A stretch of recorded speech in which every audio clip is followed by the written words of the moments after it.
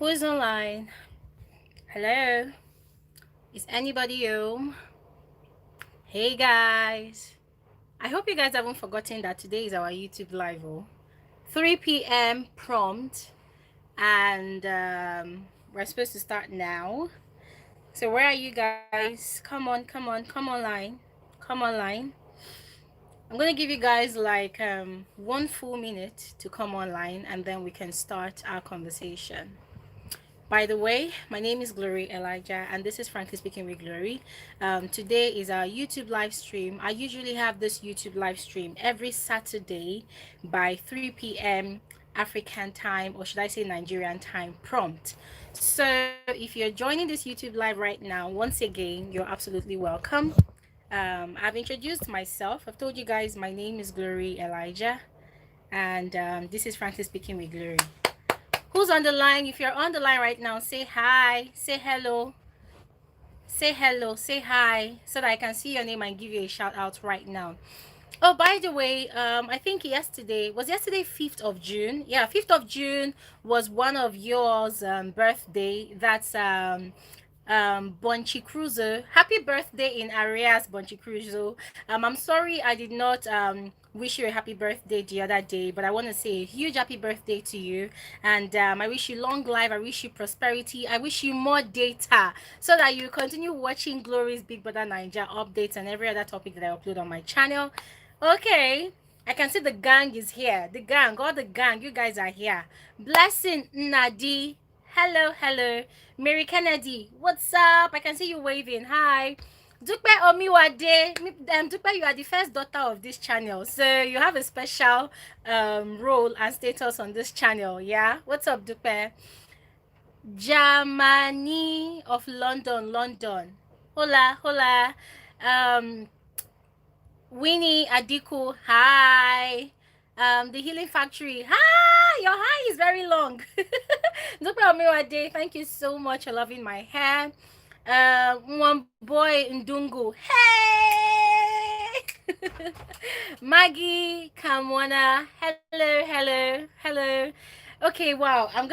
You wanna come in, and come and do what you want to do. Oh, by the way, guys, my brother has been here with me since on Sunday, so he's going back home. Sorry guys, I'm doing all these plenty preambles because I'm just trying to buy time to welcome. Come and say hi to my YouTube subscribers. Hello Guys, this is my brother. Come here. I'm actually 6 years older than him. I think I've mentioned it before. Yeah, she has. Let them see your face. Guys, forget all this beer. I'm actually really older than him. Like, he's my baby brother. Yeah. All right. Um, Hope you guys are having fun. they are having fun, of course. They always have fun with me on my channel. Scram. Okay. Okay, guys. Sorry, I am actually buying time. I'm buying time to wait for other people that are gonna join this channel. So give us like 2 minutes, and then we will continue. Oh, you guys said he's cute. Thank you. I transferred my genes to him. That's why he's cute. If I'm not cute, he will not be cute. Okay, guys, before I jump into the Big Brother Naija conversation, I just want to do a recap of the video I posted yesterday where I shared some of my insecurities.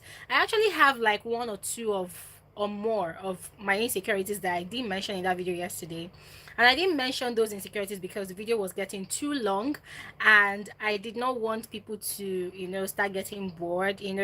But for those of you that commented on that video, I want to give you guys a huge round of applause.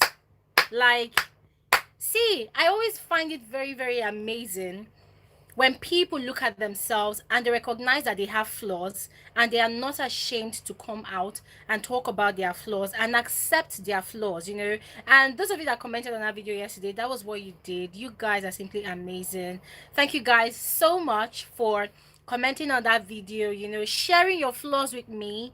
And I'm super happy that for you guys to have been able to share your flaws with me, it means you guys have grown to a level, or you guys have grown a level of trust for me. And I find that really, really humbling. Yeah, it humbled me a lot, seeing that a lot of you were able to open up and share your flaws with me, guys. I felt really humble, and I want to say thank you guys so much. I do not take your trust for granted. I do not take your openness with me for granted. Thank you guys so much. And I love the fact that you guys found my flaws as well and my insecurities really, really fun, and the fact that we could all talk about it and laugh about it, it just made me feel really, really good all over again. So you guys, thank you so much. You guys are simply amazing. And Juicy Evelyn, yo, what's up? Maggie, Kamwana, Darlington, Jonathan, are we celebrating something? We're not celebrating something new. I'm just really excited that you guys are here on my live, and today I will be talking about the madness that's currently happening on the Big Brother Naija Pepper Dem Gang reunion show. Guys, as I'm having this conversation with you, just do me a favor. Whatever questions you have, just start dropping your questions right now about the reunion show. Whatever questions you have, okay? I want us to have a very, very open conversation today about the reunion. I have a lot of things that I am really, really worried about, with that reunion show. And I'm talking about the housemates, and I'm sure that a lot of you that have been watching the actual show or possibly watching my own reviews, you also have a lot of questions and things that you are probably upset about, or things that you are probably curious about. So start dropping your questions right now. Whatever questions you have about the housemates, about the questions they are being asked, about the actual show itself, just go ahead and ask your questions and I will definitely respond. But before, whilst I'm waiting for your questions, I'm going to start this conversation by saying that number one, the BBnaija Reunion show is supposed to be a platform where all those housemates are supposed to come and vent, right? They're supposed to come and vent. They are supposed to come and detox their minds of those issues that they've not been able to let go of all this while, okay? And the good thing about the show is that some people that that probably had grudges in their minds against each other, in the after the show, it's a good thing that most of them, they've grown past all those grudges. And during the show, you see people like Esther, who doesn't even give a damn about what happened in the past and what did not happen anymore. Esther has grown so much, and her growth is so commendable. I don't know if in the coming episodes of the show she's going to exude another level of madness, but what I am seeing so far, Esther and Jeff, God, those people, their growth is simply amazing. I am just hoping that their maturity, the maturity that they display on the reunion show, is going to continue to the end of it, because I am so amazed. Esther was one of those people in the house that I just did not like the character that she was displaying in the house, because for me, I believe that sometimes the things you do inside Biggie's house is a determinant.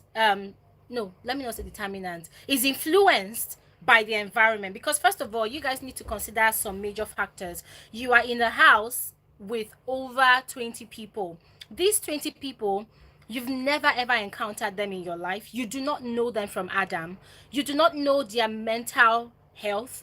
You do not know their way of reasoning. You do not know their background. You do not have any idea of where they were brought up, how they were brought up. You don't know where they grew up, So you meeting these people, it's like you taking a wager on your own self as a human being and as an individual who is also unique and different in his or her own way. And then you're also doing a wager. It's now a wager against yourself, what you're used to, your mentality, as against the mentality of these other people, housemates that you are meeting in the house.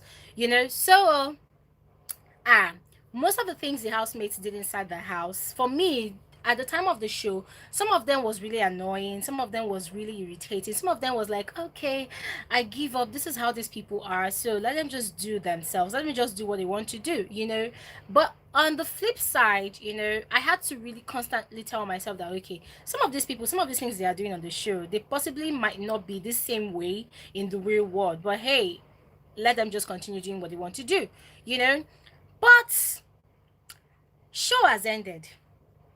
Reunion show now started. You now hear people saying that, oh, I did not like the way this person acted because this person is not supposed to act that way. And this person should not say this because person should not say this. Oh, I am the one that is perfect. That other person that did so, the person is not perfect, but the person should not have acted that way. And I'm like, are these people okay? Like, seriously, who made you a judge? Like, you are complaining about this particular housemate and other housemates acting in certain ways, exuding certain kind of behaviors that you think are not worthy to be aired on TV or national or global, or should I say African television. And then you, on the other hand, you are in that same house and you are exuding worse, a worse form of attitude, So who is worthy to now carry the verdict, other than us, the viewers that are actually watching the show? And then some of the housemates would argue that, oh, the viewers are not inside the house, so they should not have said this, and they should not do this, they should not do that. Like, okay, oh, otigbo. Anyways, guys, I'm gonna start analyzing the way each of the housemates actually behaved in the house, okay, and then compare it to how they are behaving currently on the reunion show. I'm going to analyze the character they exuded and displayed inside Biggie's house, and then connect it with what they are talking about on the reunion show. I know the show has only just started. We've only just watched 4 days, of the housemates bearing out their hearts, and there's more to come.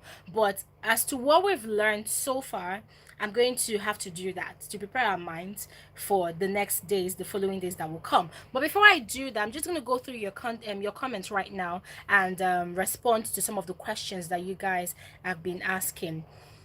So Faith Elijah says, hope you're having a great day. My dear, I won't say I am having a great day specifically because I'm tired, I'm stressed. I had an event last night that I was supposed to organize for someone. It wasn't really a huge event, just a people of 10.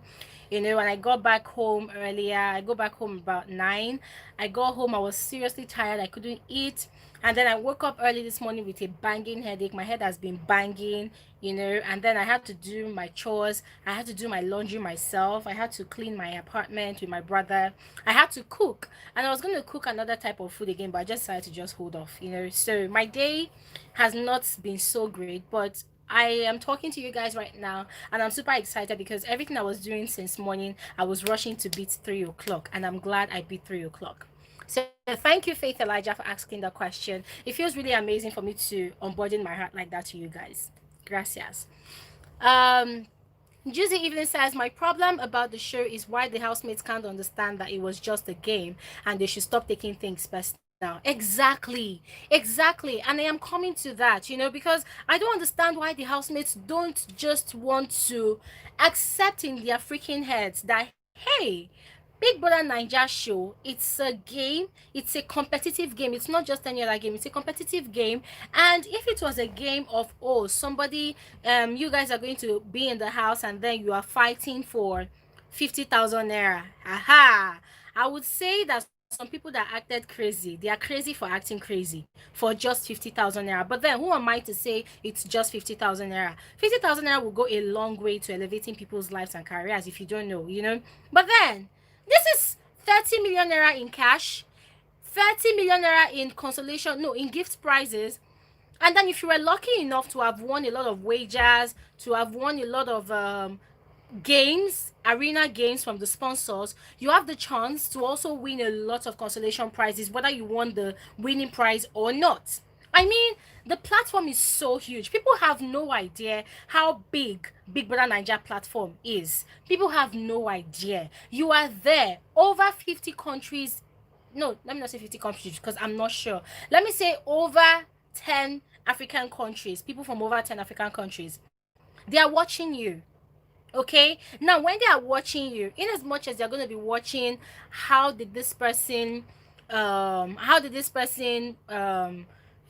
act, is this person morally upright, is this person morally just, is this person blah blah blah. They're also watching how strategic you are in playing your game, in remaining in the house, in getting to the top 10, in getting to the top 5, and also in winning the prize if possible. Even if you do not win the prize, people want to see you make an effort to be in the house. And so the question of, oh, you were put in a cage with a pack of lions or a pack of wolves, what are you going to do? Are you going to be stroking their heads, stroking their backs, and telling them, oh, you are a lion, you are so fluffy, I love the color of your skin, oh, you are so beautiful, I am a vegetarian, I shouldn't eat animals, I shouldn't eat meat? Whoa, you know what will happen to you? Those lions, they're going to chop you. They're going to chop you, like seriously. And permit me to say this, guys. Big Brother Nigeria's house, it's just like a den full of lions. Remember, from the beginning of this live, I mentioned that the people that are inside that house, you have no idea who they are. You've never possibly met them before. You don't know how they think. You don't know how extra they can go to win a prize. So what do? You protect yourself, you fight your battle, you ensure that it is all for you. And I mentioned in the video that I did 2 days ago that, listen, you are in the house, right? You studied everybody's character. You might not know all these people like 100%. So what do?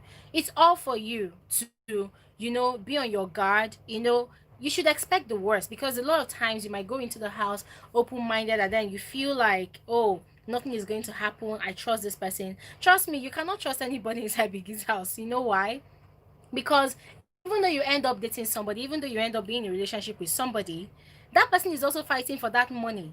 So what makes you so sure that somebody that you just met in one day, and you've known the person for, let's say, 1 day, 2 days, 3 days, what makes you so sure that the person is going to have your back all through, and the person is going to allow you win the ultimate prize? What makes you so sure? So let me continue reading you guys' question. Thelma Peters says, it's not as I expected. The toxicity has increased amongst the housemates. My dear, I agree with you 100%. The toxicity is so much. And hold on, guys, sorry.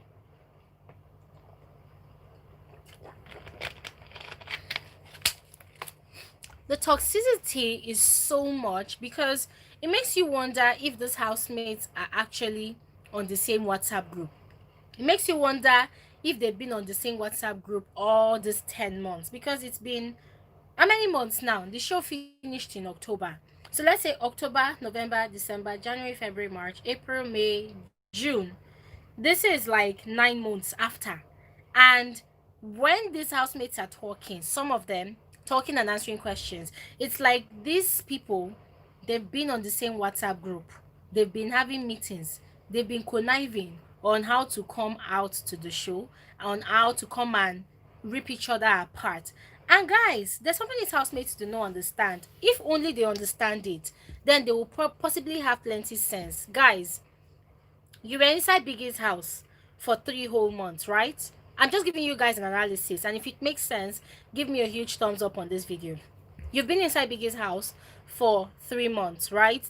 Let's say you were one of those housemates that in the first week you were evicted, second week you were evicted, third week you were evicted, fourth week you were evicted, fifth week you were evicted, sixth week you were evicted. What does that mean? You being evicted, like that, and you did not have the chance to actually stay on the show to the end of the show. What will you do? Oh, the reunion show is going to happen. What do? That is an opportunity, another platform for you to sell your market, for you to sell yourself, for you to sell your skills, for you to actually advertise yourself in every way that you can. Whether it's in the way you talk, whether it's in the way you answer the questions, whether it's in the way you approach certain situations, whether you were in the house, so you were very, very hot-tempered, and now it's the reunion show and you've become very mature, you've calmed down, you're all classy, you're all bougie, and still keeping it real. I mean, how best can you sell yourself enough when you did not have enough opportunity while in the house to sell yourself?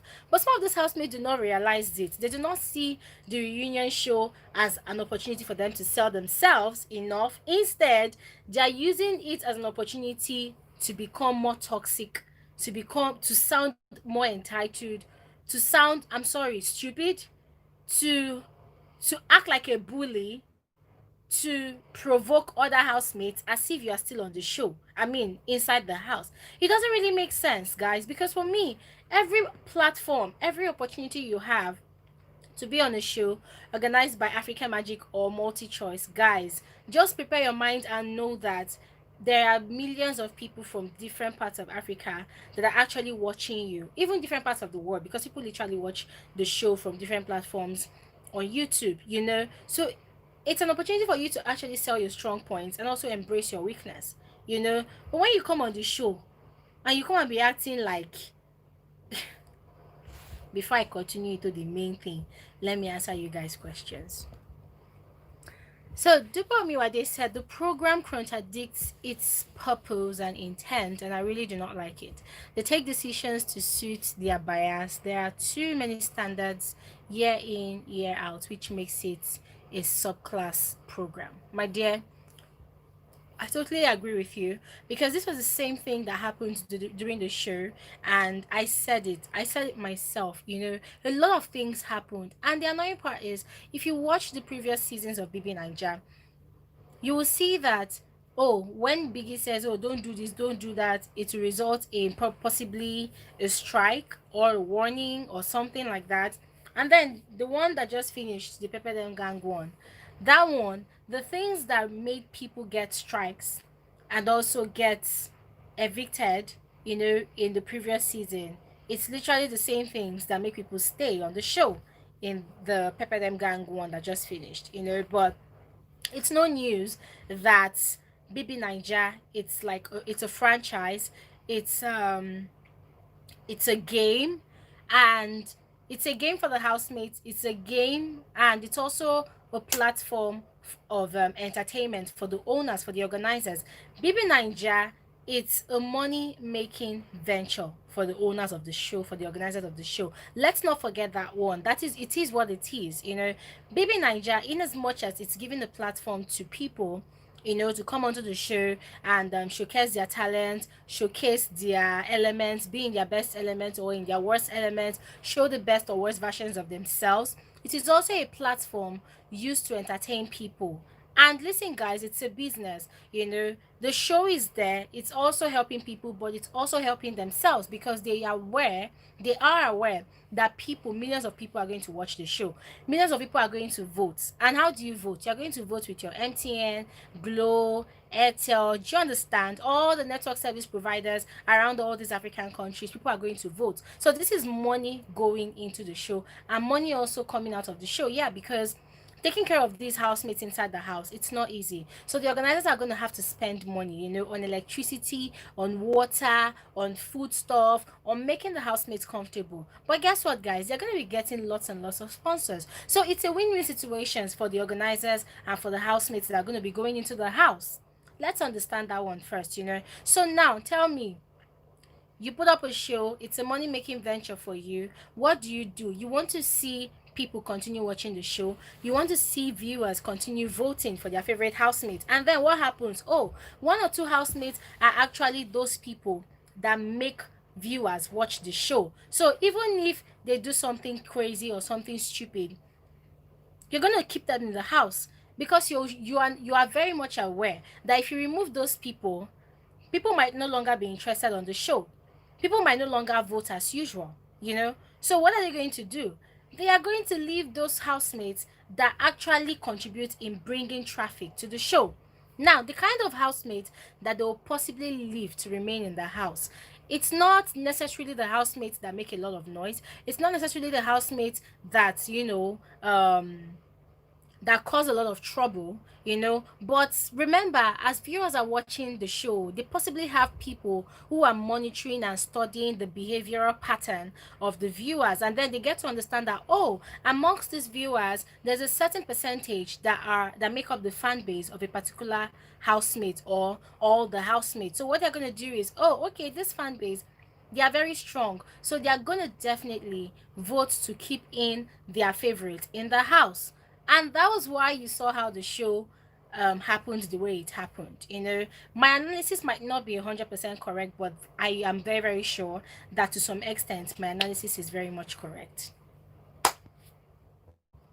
So Jennifer J says, to me, Esther is holding back. I think that is not okay. Well, Jennifer J, you have a point there. You have a point in thinking that Esther is holding back. But on another level, I think Esther has actually grown because I've seen most of her Instagram posts.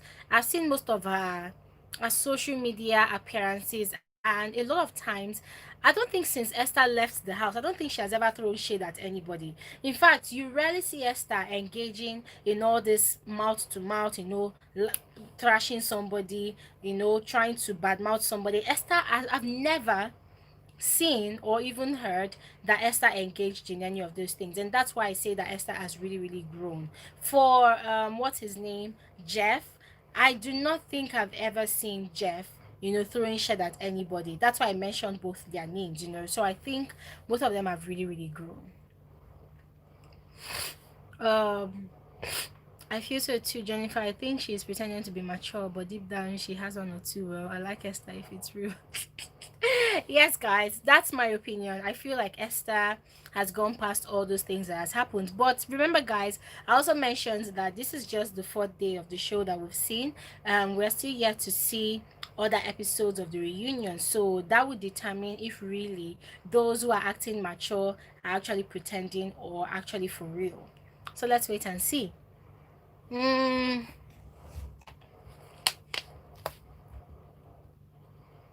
Asemebo Blessing. Hello.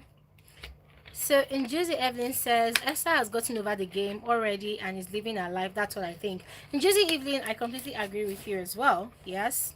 So in Juicy said, Glory, I have to look for you when I visit Nigeria. We think so much alike.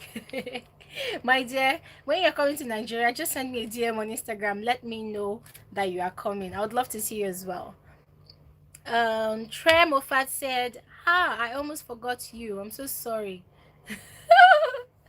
You're welcome to the YouTube live. Don't worry, we're still here. Jennifer J says, that is the thing, Thelma. I just feel Esther is holding back. Anyways, Jennifer, let's see if for real Esther is holding back. Remember, there are still more days to go on this reunion show. So we will see if there will be a point where Esther will vent or not. Anna Kote said, okay, Ifeanyi Chiamaka says, I don't think Esther is holding back myself. She is not too much of a talk person. She doesn't like to interfere, especially when it's not her business. Ifeanyi Chiamaka, let me correct you there, if I may. When Esther was in the house, Esther was a chronic gossip. Esther was one of those people that had a carcass. They used to call them the Powerpuff Girls. Esther, Mercy, and Diane. They used to gossip a lot, like mad. Like, honestly, that was part of the reasons why I really, really did not like Esther's character in the house on the show. She gossiped so much, and she was very bitter in the house. So she was very bitter in the house. Every little thing got on her nerve. She was always angry. I just saw Esther as an angry person. Although there were times that I loved her completely, and those were times that she would go into the diary room.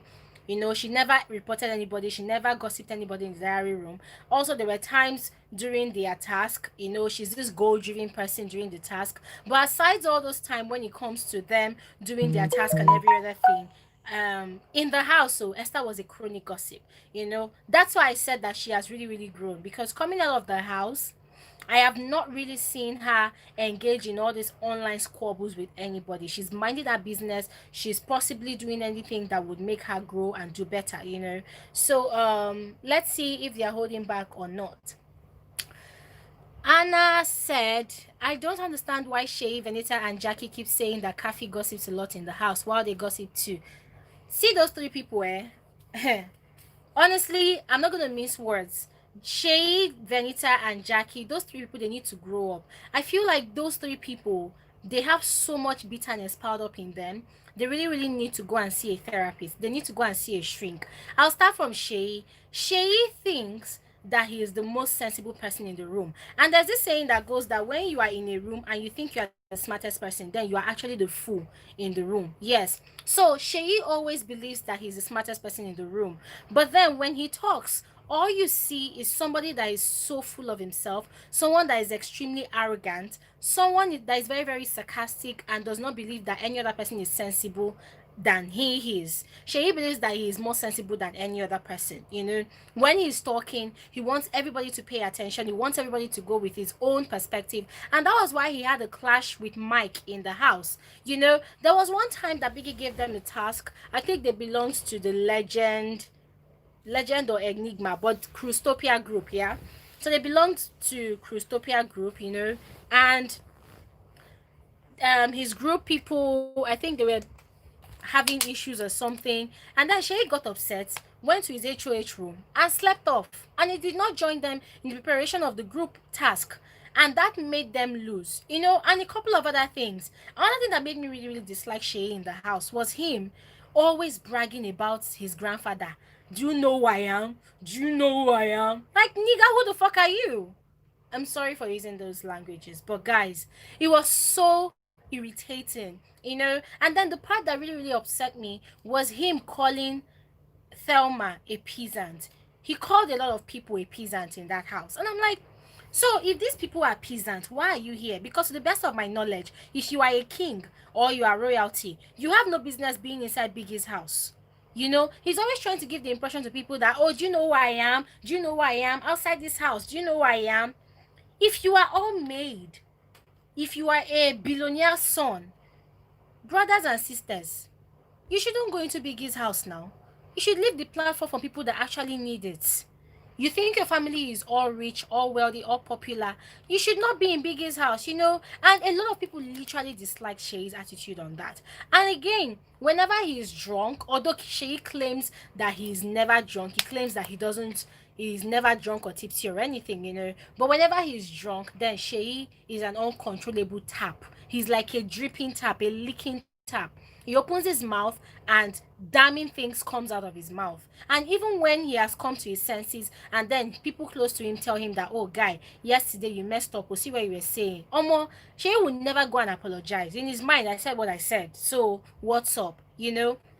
Another thing again that he used to do in the house, he used to pick it like Sheyi was a bully in the house. And you know all these people that are very, very manipulative, you know. I'm just saying all of this because yes, I understand that it's a game, it's a competition, so people will do whatever they want to do to remain in situation and to win the money, you know. But Sheyi claims to have, oh, you know, you have knowledge about each housemate. But what about you? Why didn't you watch videos and clips of yourself in the house? I mean, Sheyi did a lot. He was very manipulative. Sheyi was a chronic gossip. Every single opportunity he has to have a conversation with anybody in the house, he would want to gossip. He would want to talk about somebody. He was Benita's gossip partner when Benita came into the house. He was whose gossip partner? I don't know, but Sheyi Sha gossiped a lot. So you say, oh, Khafi did this, Khafi did that. I'm like, okay, but you did worse. So why are you upset? You literally did worse, you know. Now that's for Sheyi. That's for Sheyi. So whenever Sheyi is talking in this reunion, guys, I'm sorry to say, but whenever he's saying things, I just look at him like, nigga, you know. I don't take what he says to water. I don't hold it with any ounce of water because for me, I just feel like, hey, before you cast the stone, check yourself, look at yourself. If you did not do any of the things that you are accusing other housemates of doing in the house, then go ahead and blab. But if you are guilty of all these things, you have no right to accuse people of doing whatever they were doing, you know. And then Venita, now wow. First of all, I'm gonna say this before Venita went into Biggie's house. I loved Venita so much. There was a time I was following her character in AY's show, AY's Crib. You know, she played the part of Mimi. I loved Venita. There was even a time that after the show was no longer airing on TV, I went on Instagram. I went to look for her Instagram accounts, but I didn't even know her name. I didn't even know she was Venita. That's to show you guys how much I really, really loved Venita.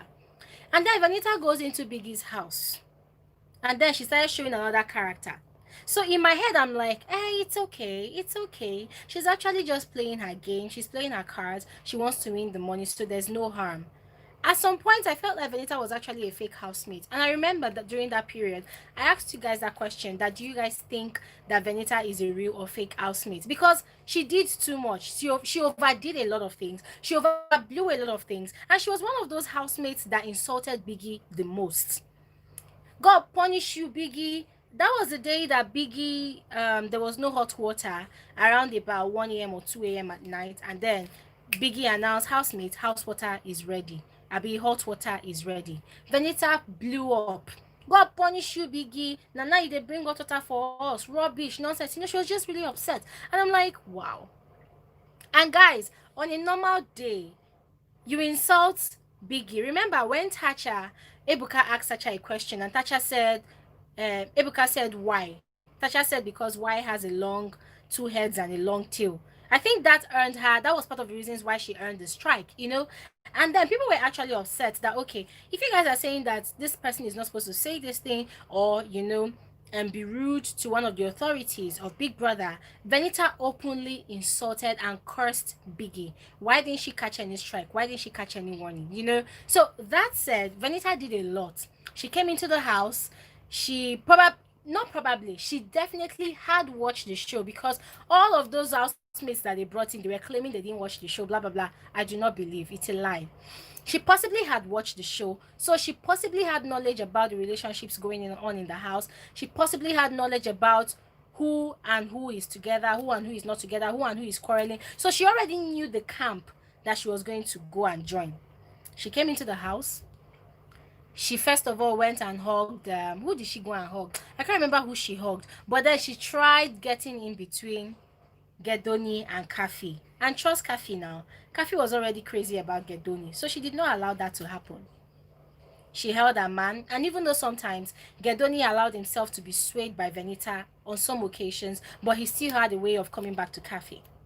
And then when Venita saw that she could not do anything about the relationship between Gedoni and Khafi, he went to Frodd and Esther. Now, Omashla was the first person that indicated interest in Venita when she came into the house. For him, she's from Warri, I'm from Warri. Every other guy in the house, they've toasted all the girls. I'm the only single guy in the house. I sleep alone on my bed every night. So let me go and make my move on Venita and see if Venita will agree. He went to Venita. Venita was giving him green light. You know, they were talking, they were laughing. All of a sudden, she started, you know, she broke Omashola's heart. And Omashola did not forgive Venita on the show. You know, and then she started going towards Frodd. And Frodd too knew that Omashola liked Venita. So Frodd, that one self is not innocent. That one deliberately went and started giving Venita attention and, you know, trying to draw her, oh, this is my HOH room, this is my this and this is my that. Venita played that game. She played people in the house. She played everybody in the house. She gossiped a lot. Venita was one of the strongest gossips in the house when she came into the house. She did a whole lot. She would go into Biggie's diary room and she would talk, she would gossip people, she would say all manner of things about people. So what's wrong with that? I did not say anything wrong in that. There's nothing wrong with that. You're playing your game, Abby. Go ahead, play your game. Do anything you want to do. It's allowed. But don't come out to the reunion show and start making it look like, hey, your UK accent is going to make you look innocent. It's not going to work. We still have receipts. There are a lot of us that follow the show back to back. I literally gave reviews on the show from day 1 to day 0. So we know what's going on, you know. So all these housemates that on the reunion show, they're pointing fingers. Why did you do this? Like Venita and Jackye saying that why would Khafi be going into the diary room to go and talk too much? She was a parrot. Venita was the biggest parrot in that house. At some point, some of the housemates started avoiding her. There was even a time when she realized that she wasn't she realized that she wasn't able to come in between Frodd and Esther. She started going to Elozunam, and then she was going to Diane to go and say trash to Diane. You know, asking Diane if she knew what she was doing with Elo. Oh, Elo likes you, trying to play advocate. And Diane recognized immediately that Venita was trying to come and get into her head. And then Diane started avoiding Venita. So she tried getting into everybody's head. The only person that she could not really get into the person's head was Tacha.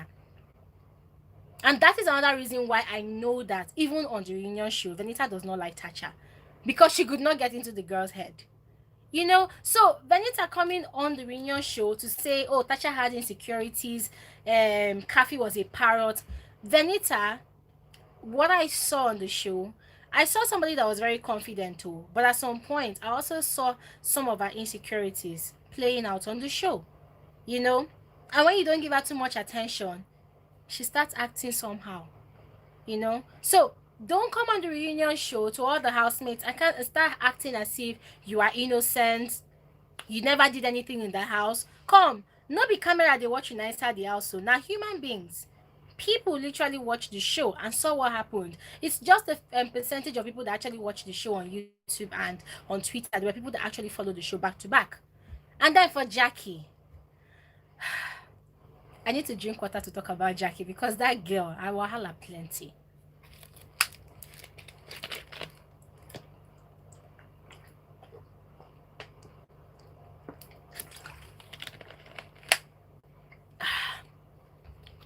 Before I talk about Jackye, let me. Dupe said, "Oh, yes, our water therapy. I'm drinking mine too. My dad drink water because this housemate. Jawala is too much." Aluko Choice Kitchen. Hello, you're actually new here. I've never seen you here before, but thanks for joining my YouTube live. Mofat said Sheyi was big person who gossiped to others about Tacha. Esther too is a gossip. Mercy, Diane, and Venita, very good, very biggest gossips. Yes, all those people they gossiped a whole lot. Thelma Peters said, "Let me say this. I feel Esther keeps things in her heart, and trust me, if whomever she has in mind comes for her or say anything that relates to her, then you will see the real Esther. So let's chill to the end." Oh, definitely. Let's chill to the end. Let's see. That's why I said, let's chill to the end. Let's see if they are holding back or not. Let's just chill to the end. Ifeanyi Chiamaka says, exactly, especially Kim. She isn't grown yet, has a lot of bad side and flaws yet criticized. See, don't worry, I'll talk about Kim. That one, I don't even understand where to start from. Anna said, I too did not like Esther back then in the house, but the way she's responding to questions in the reunion shows she is mature. Ubong, what are you doing outside? Huh? Come inside now. Why are you outside? Sorry, guys. And Ifeanyi Chiamaka Tremofa says, Glory, was there a reunion yesterday? Please let me know, I beg. No, guys, the reunion only happens Mondays to Thursdays, okay? So there was no reunion yesterday. Fridays, they do this Pepsi Friday party or something like that. I don't know. Ifeanyi Chamaka said, Khafi is a snitch, yes, but she has a very good heart and lots of positive energy around her. We all have flaws, but I haven't seen anything sweet about Kim Oprah, yet she has issues with other persons. My dear, I'll talk about Kim Oprah. D said, your analysis is correct, but stop taking it so deeply so that we won't transfer aggression to any housemate, okay? My dear, this is frankly speaking with Glory. When I do my analysis, I do my analysis with references from the show, okay? So it's not like I'm actually taking it deeply, okay? It's not personal. Remember, maybe you're not paying attention. Please pay attention. I'm saying that, listen, anything these housemates are saying on the reunion show, they shouldn't take it so deeply and they should not sound so toxic, because whilst they were inside the house, they also did a lot of things that people actually saw, people witnessed, you know. So them coming on the show and pointing a lot of fingers without taking responsibilities for their own actions, for me, it doesn't really make sense. Okay. Dupami, what they said, you are very correct. He is the worst housemate. Can you remember cursing Thelma with her late brother? I completely remember Sheyi insulting Thelma's late brother. You know, what did Sheyi even say specifically? He said to Thelma that her dead brother has taken all her glory, all her success. Something like that, you know. And for me, I felt like that was very, very bad. That was very, very negative coming from someone that calls himself royalty. You do not say such a thing like that to people, you know. So, um, so Dupe says, do you also remember he abused Frodd? His encounter with Thelma should have had him disqualified. Exactly, but nobody knows why he wasn't disqualified. Abubakar says, Jackye, Kim, and Venita, darling, Khafi is too busy for all your bitterness. So, guys, please move on. My dear, I don't even know where all that bitterness is coming from. You have said it all, Buchi. Hi. That's a very interesting name. Dupe says that Venita, another old but visionless character. She came to cause more trouble in the house. I don't think she knows her character won't allow her get husband. Ah, Dupe, I don't know about that too. I don't know. Fatima Aminu, hey, thank you very much for liking me. Marvelous said Esther refuses to talk. Let's wait and see. Of course, of course. Hello, Rose.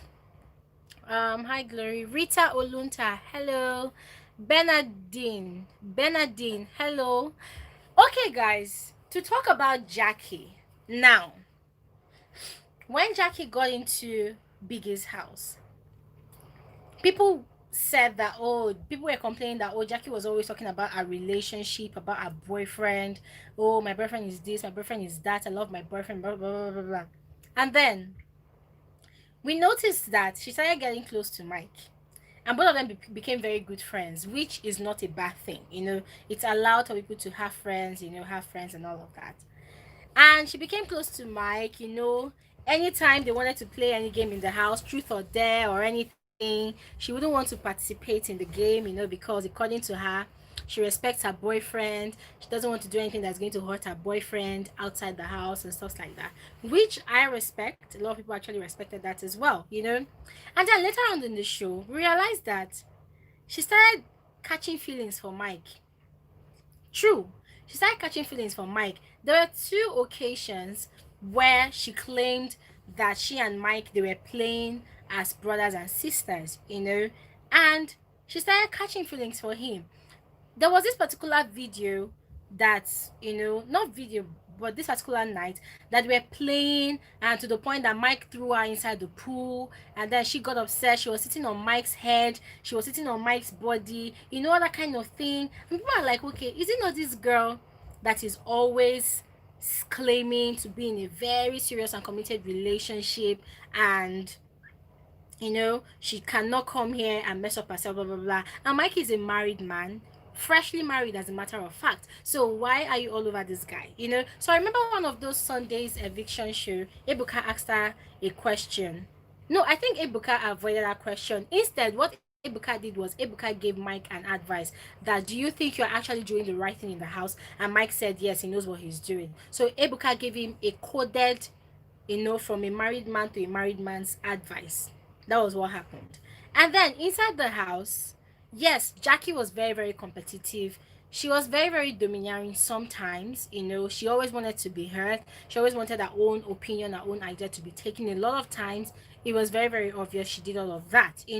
But then coming out to say that the only reason that she feels like Khafi and Omashola had watched Biggie's show, the Big Brother Naija show, before coming into the house, and that was why they were able to express themselves a lot in the diary room. For me, I just felt like that sounded really dumb, because come on, you cannot say that you did not watch the Big Brother Naija show. Jackye was in the showbiz business before she got into the house and before she started her techie journey. So, and that, I like what Ebuka said. That was what Ebuka was telling her, that look, when you guys were in the house, you know that you had a lot of things you wanted to talk about, and you possibly could not really share all of that with all of your housemates. So why weren't you free enough to talk about all those things with Biggie in the diary room? And Ebuka was telling her that, okay, that was what Omashola and Khafi were doing. They were literally bearing out their hearts to Big Brother. And she was like, they talk too much. Khafi is always going into the house to go and slander housemates. And Ebuka asked her a very simple question. Was there anything in particular that Khafi said against you? And she and Venita, they were lip sealed. They could not answer the question. And it just made me realize that these people, you just dislike Khafi for no reason. Khafi is a very, very bubbly personality. When the show was going on, I was very upset with the fact that Khafi was in the house. Yes, you like somebody, but then all those romance and their lovey things they were doing under the duvet. For me, I just felt like it was uncalled for, you know. And then when she got into trouble with the UK police that she was working with, you know, they claimed that she did not take permission from them. She did not take any professional leave before coming to Nigeria to join the reality TV show, you know. Fine. But then Khafi has a very bubbly personality. Khafi is so naive in a way. I'm not talking about now, but I'm talking about on the show. On the show, Khafi was so naive. And it was very obvious in everything that she was doing. She would quarrel with somebody, and she would still go and meet that same person again. You know, and sometimes it will look like this girl is very stupid, but then you just got to realize that this is how this girl possibly is, you know. And the funny thing is, even all this period that after the show, Mercy, Venita, Jackye, they've been throwing shades at her from left, right, and center. Babe is so busy being engaged. She's so busy living her best life, you know. She doesn't even have time for all of these things. But then it's so obvious that these people just cannot get over themselves. They just cannot get over the fact that Khafi is doing well for themselves. Or is it the innocent motors car that Khafi won inside the house that is making Jackye still bitter towards Khafi? Because I don't understand. Remember during that competition that they had, that they were not supposed to drop the ribbon? Yeah. Jackye could not just forgive Khafi for that one. For her, she would not have dropped the ribbon, blah, blah, blah, blah, blah. You know, they said that they had a consensus that everybody should drop the ribbon, and then Khafi did not drop the ribbon, blah, blah, blah. But then, like I always say, it's a game. It's a competition. It's a competition. Somebody must win the car. Somebody must win the car. And there was something the housemates were always doing. Biggie would give an instruction. They would act as if they are too big to take the instruction. They will act as if, oh no, this thing is too inhumane, this thing is so bad, this thing is too difficult. And Biggie has always told them, this is Biggie's house, Biggie's rules. So what are you supposed to do? They're giving you an instruction, you're supposed to take the instruction, you know. So you people did not take the instruction, but Khafi continued listening to the instruction, and she held on to the ribbon, and she won the car. So what is the big deal? Like, guys, seriously, Venita, Sheyi, Jackye, they really, I recommend that they need to see a shrink. They need to see a therapist, because if they carry on like this, they are going to definitely break down. Trust me. Mbaba says, if it is diary session, Khafi talked a lot, but I don't think she was a problem to others. As for Kim, she's joining the crowd to fight and talk what is not it. Exactly. And yes, I must admit, Khafi really talked a lot during her diary sessions. But guys, I also watched the show. I know some of you watched the show. If you watch Khafi's diary session, Khafi talked mostly about her day, how her day went. And I came to realize during the show that Khafi is just one of those people that talks non-stop. She loves to talk. She wants to tell you what, when her eye is paining her, she wants to tell you. Her nose is paining her, she wants to tell you. Tits they pain her, she wants to tell you. You know, so that was what she did during the show.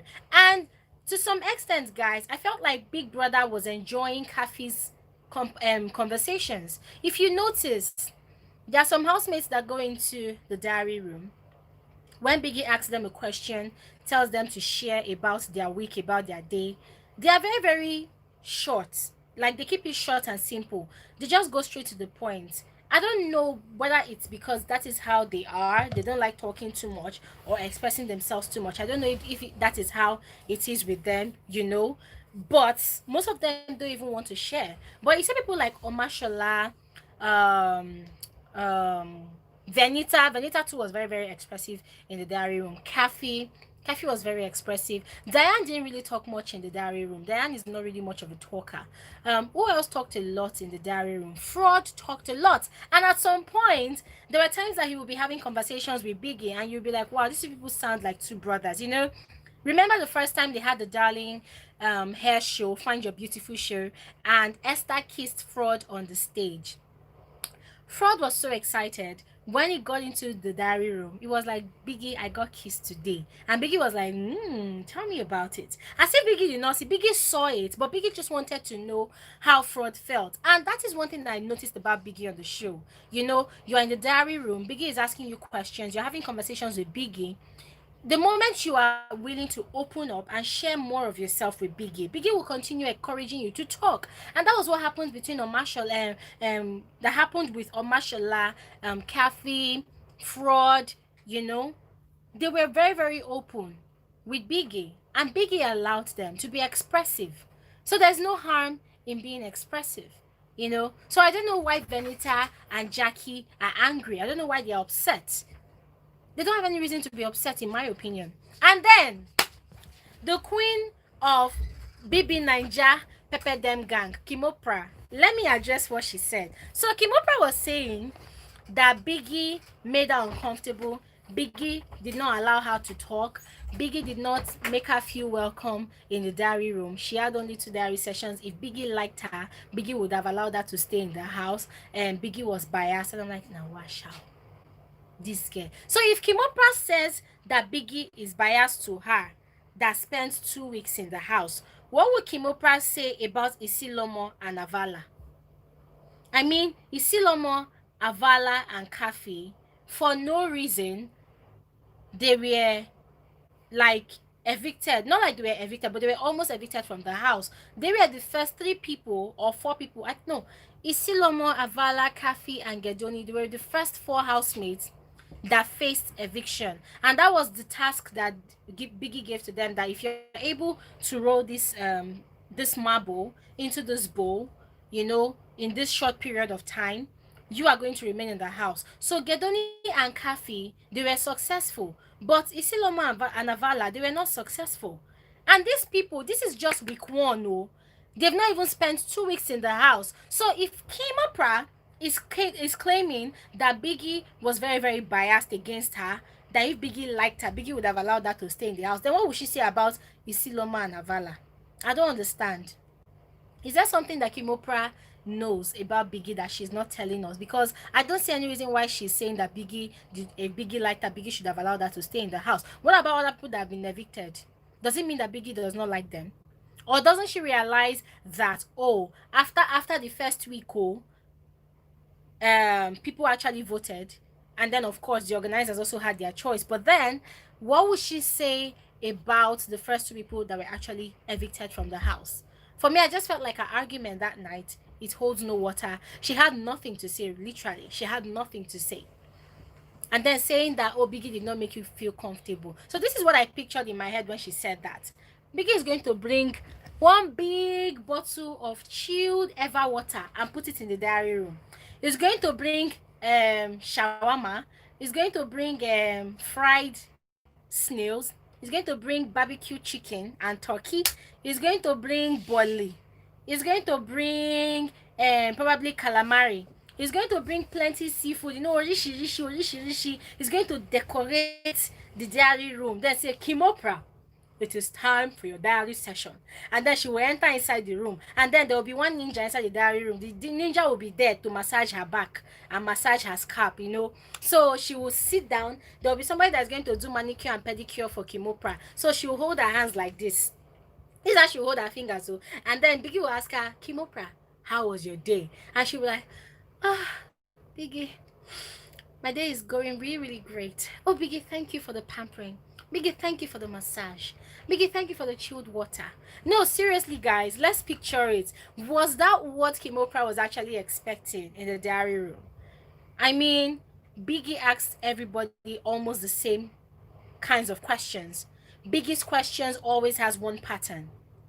Biggie's questions sometimes sounds automated.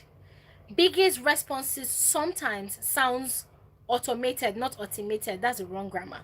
Automated, you know. So what made her feel like Biggie singled her out, only her, and disliked her and became biased towards her and then sent her home?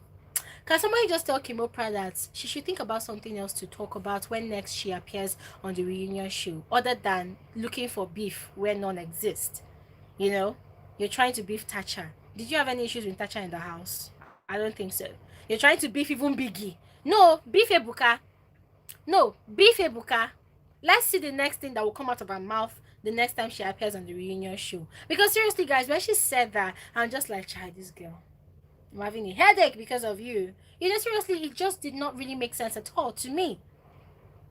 Before I move on to other housemates, guys, let me check out your questions and attend to your questions. Salt says, housemates can lie, eh? They all watch the show before they are all forming. My dear, aside from Mashallah that said that he was in South Africa at the time, that he did not watch the show, I'm wondering how all these housemates heard about BBnaija and how they got to understand the show and how they got to understand they are supposed to buy. Because guys, let me not lie, if you look at all the guys on that show, you realize that most of these guys, they had new clothes. Yes, especially those ones that sold all those Sanito outfits, all those Ankara materials. Most of them, they had new clothes. So people are saying that you did not see the show. So how did you know that you were going to be having Saturday parties? How did you know that Sundays was going to be for evictions? You know, I don't just believe most of them anyways. I do not believe most of them saying that they've never watched the show. I do not.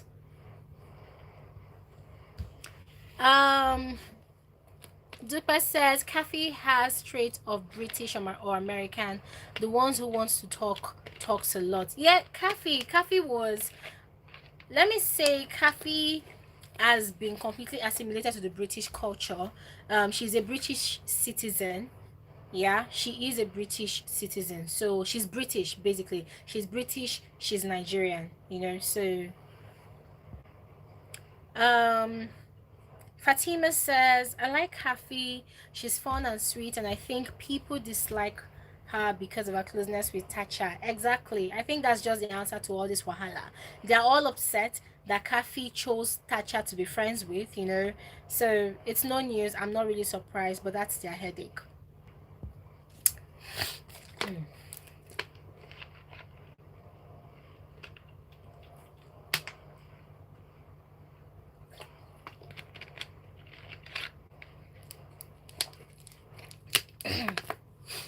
Trey Moffat says, the day you will come to Kenya, give me a call. I just love you, dear.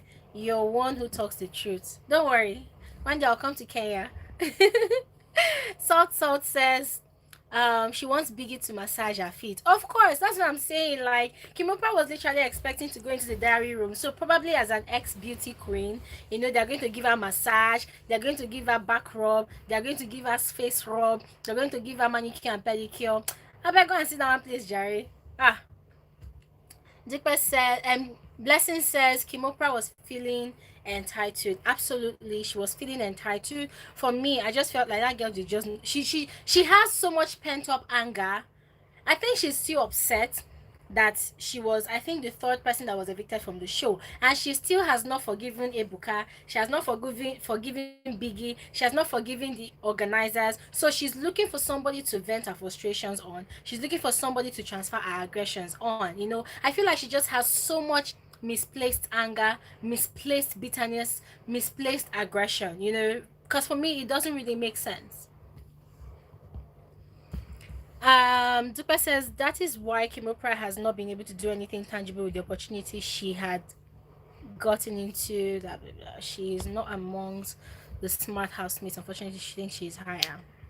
My dear, if there's anything I've come to understand about Big Brother Naija show, if you think you are something outside the house, when you come inside the house, there are people that are going to put you in your place. There are people that are going to teach you one or two lessons. I'm telling you, there are people that are going to make you feel very inferior. That's why I said in the show, in the video I did a video about how to win BBnaija 20 season 5. I said, if you applied to go into that house, if you're going into that house, guard your emotions. Be mentally prepared, be emotionally prepared, be psychologically prepared, be physically prepared. Be physically prepared because you're going to do a lot of arena games. That is if you last long in the house. Be emotionally prepared because there are a lot of people that are going to play with your emotions. Be psychologically prepared. There are people that are going to psych you like mad. Yes, Exactly. Salt says it's a psychological game. People underestimate how people can play mental sports on you. My dear, Tacha was the first housemate that started playing a psychological game on the other housemates. Maybe she knew that that was what she was doing. Maybe she did not know that that was what she was doing. But Tacha started with the psychological game and she won it. In fact, Tacha won Big Brother Naija on the stage. You see that opening ceremony we had? That was the first win Tacha had. If she had kept to that as strategy to the end without being temperamental, she would have won the show hands down. No matter what, hands down. Except though the organizers have said no, we don't want Tacha to win, we want someone else. If Tacha had played a game, that psychological game that she played on the housemates from the beginning of the show, do you guys realize what Tacha did? What she did was dangerously powerful, and that's what I think, that's another thing that's making a lot of the housemates upset, because they probably realized that, oh, this girl literally played a mind game on me and it worked. Guys, there's something called mind entrapment. That was what Tacha did to the housemates. I'm telling you. And Mike realized that at the end of the day, and he admitted it. He said, I just realized that this game is not a family reunion. And Ebuka asked him, Mike, do you still think that Big Brother Naija show is a family reunion? He said, no, he has learned his lesson. Mike actually thought that it was a reunion. Another person that realized that the game was actually very dangerous and competitive was Khafi. When she was being friends with everybody and she was seeing that everybody was hating on Tacha, she had to go and re-strategize and realize that, oh, this girl is actually, she's actually like a big pin, a big bone in people's neck.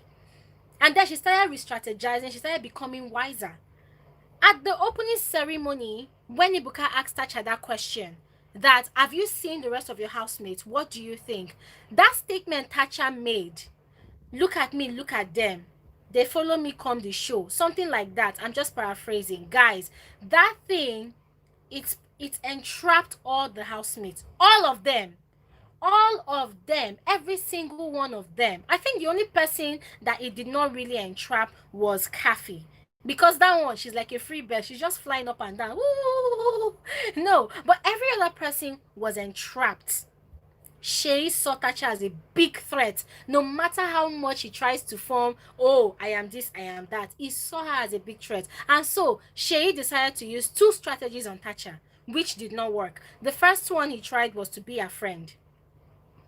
He became a friend when they put both of them in the secret room, When Biggie put Sheyi and Tacha in the secret room, he became a friend. And for some time, he enjoyed it because Tacha never for once nominated Sheyi for eviction whilst they were friends. Even when they were not really friends that much, I don't think she really, really nominated Sheyi, you know?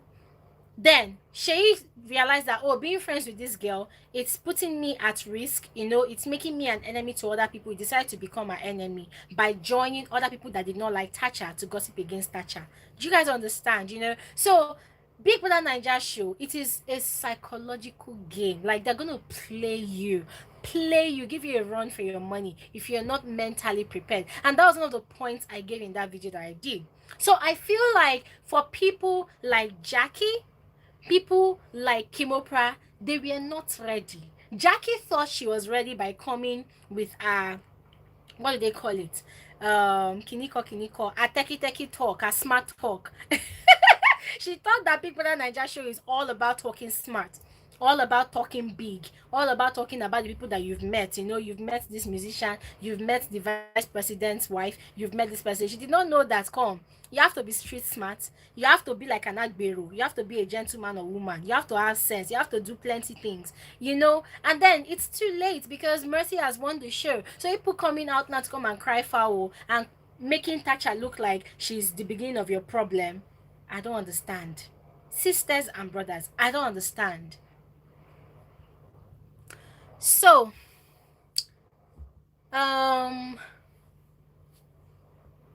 Jenny Fab says pride comes before a fall. Absolutely, pride comes before a fall, and it's sad that these people are realizing it now.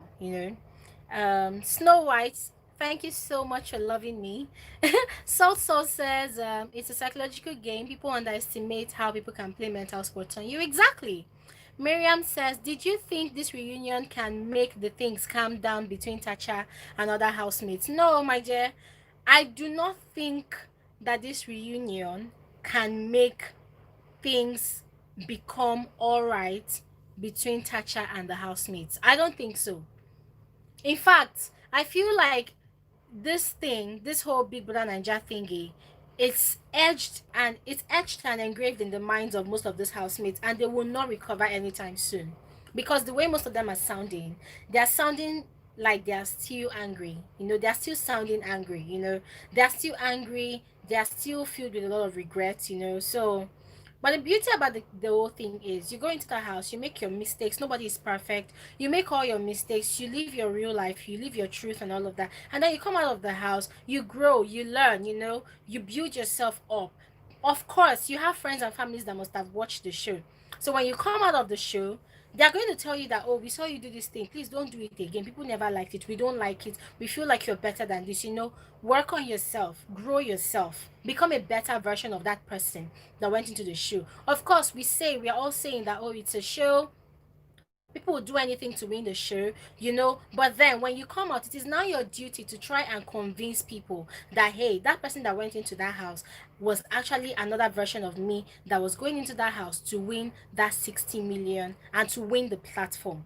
So you coming out now, you really have a lot of convincing to do to people. And I think that was what Tacha did, and I'm really happy about the people that she worked with, T-Bills and so many management. They really worked on that brand. I love the thing they did. First of all, going to wipe off all the videos on her Instagram account. They wiped off everything and they started on a fresh slate with her. A lot of other housemates as well, they did the same thing. Gedoni, for instance, he was just a regular fashion designer in Calabar, but coming out of the house now, man, dude is looking for how to go international with his business, and I'm sure he has a lot of things in the works. Khafi, Khafi had a YouTube channel before, and then after the show, she came out and she's doing a whole lot. She's doing a whole lot. Who else? Frodd had his brand, his fashion brand, and now he's working on a lot of things. So it's about going into the house. You come out, all the things you've learned. When you come out, use it to do what you want to do. And it's really sad that some of these housemates, they come out of the house and then they come and start joining WhatsApp groups, joining caucuses that will come and be tearing down each other. It doesn't really make sense. It doesn't.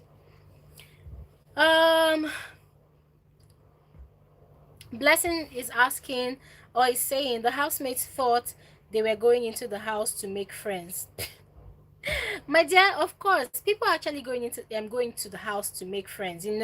But then you will only know if you have a true friend inside the Big Brother Naija show when you come out. Because when you come out of the house, you're definitely going to see videos, you're going to see pictures, you're going to see things that people have said about you in the diary room. You're going to see things that people have, these videos, clips about how people gossiped about you or how people said good things about you. So if you're going into the Big Brother house hoping to make friends, well, you can make friends though, build good relationships, but you cannot really vouch for that relationship until after the show.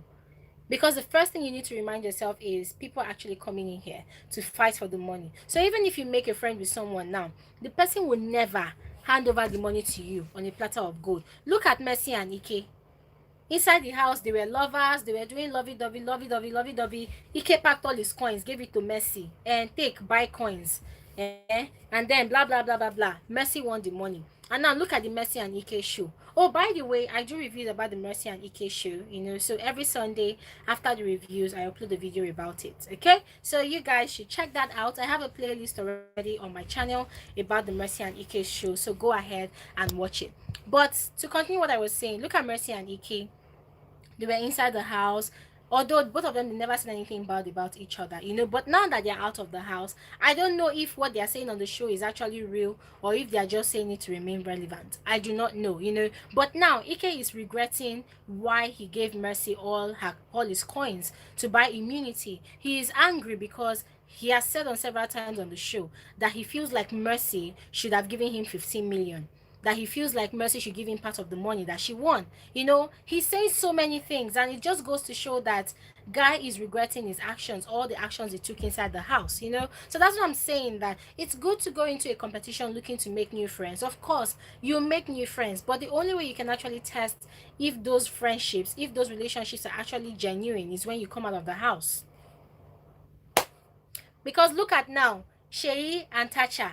Tacha would never go into Biggie's diary room to go and say anything bad about Sheyi, but Sheyi will go inside the room and spill, and spill, and spill, and spill, and spill, and say things. And then you're asking yourself, what kind of bloody friendship is this one? Is this even friendship at all? You know, it doesn't really make sense. Anyways, let me go back to you guys' comments. Salt says, Venita is busy talking about being genuine. My friend, it's a show. People are supposed to be fake in order to win. Rubbish. It's psychology 101. This salt. It's as if you actually study psychology in school. Slide's opinion. Hello. Thanks for joining my YouTube live. Blessing Nadi says, that Jack yourself I own too much. My dear. Now so...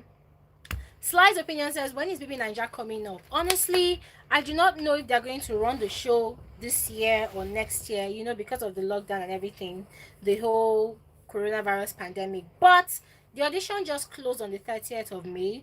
So possibly in the next 1 month, they are going to start screening people. I do not know, but definitely I'll give you guys updates on how it goes, okay? Fatima is also asking, please, when is BBnaija 2020 beginning? Honestly, as I just said, I do not know, but I will inform you guys. I'll keep you guys posted on whatever happens. Miriam says, and from the little episode I watched, it seems Tacha is now a little bit mature. Do you guys agree with me? Mariam, I agree with you 100%. I love the way she doesn't really raise her voice when she wants to answer questions. Remember, what people knew Tacha for while she was inside the house was the fact that she could shout a lot. When she's talking, it's as if she's screaming at the top of her lungs. When she's talking, it's as if she's shouting. She cannot even whisper to save her life, you know. But now on the reunion show, she's more calm, she's more articulate, she's more like her thoughts are now more protest when she wants to talk, you know. So I see and smell a lot of maturity in her personality now. I am not her friend, I am not her sister, I do not live in the same house with her. It is what she's showing on TV that I am seeing, that I'm actually telling you guys. So I actually feel like she has grown, she has matured a lot, you know. Okay, Mercy income, but let's hear about Mercy. Okay, let me talk about Mercy. This is what I think about Mercy. Mercy has a history of going for the BBnaija auditions. She said she actually went 4 times. Then this 5th time that she went, she got in and she won. Now, anybody that follows me on Twitter knows that from day zero I've always liked Mercy. I love the relationship with Ike. I love her fashion sense. I love the fact that she dresses to suit her body type. I love the fact that she's just who she is, you know. But at the point where I did not really like Mercy that much on the show, not her now, but her personality on the show, was when she created that gossip group with Esther and Diane. Esther, Diane, and Mercy, they were called the Powerpuff Girls, always gossiping about every Tom, Dick, and Harry in the house, always gossiping about everybody, you know. And for me, I just felt like, did you guys come to the show to come and gossip? And these people were so bitter. A particular part of the show where they really, really showed their bitterness was during the Arla cooking show. These people were so bitter that Tacha and Omashola's group won the cooking show. And I'm like, why are people upset? These people actually did well. Why are you upset? They were saying a lot of bad things about. In fact, I just realized that Mercy is quite ambitious, but beneath that ambitiousness lied a lot of bitterness. She was just so angry. People win and she's upset. People win and she's upset. Okay, fine.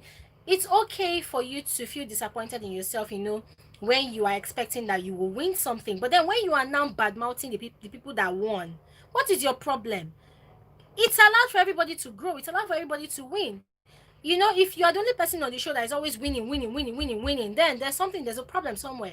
I mean, look at the previous season of BBnaija. Toby Bakri won HOH, I think 3 times, and he was winning the arena games a lot, you know. But other housemates did not really kill him about it, you know. But Mercy was like, at the beginning of the show, Mercy was really sweet. She was really cute. I just loved that personality. She was just kind. She was kind actually from the beginning of the show. Then when she became very competitive, she became very bitter. She became very angry. She started gossiping a lot, especially when she and Ike won head of house. Oh my god. She turned that HOH room into a gossip coven.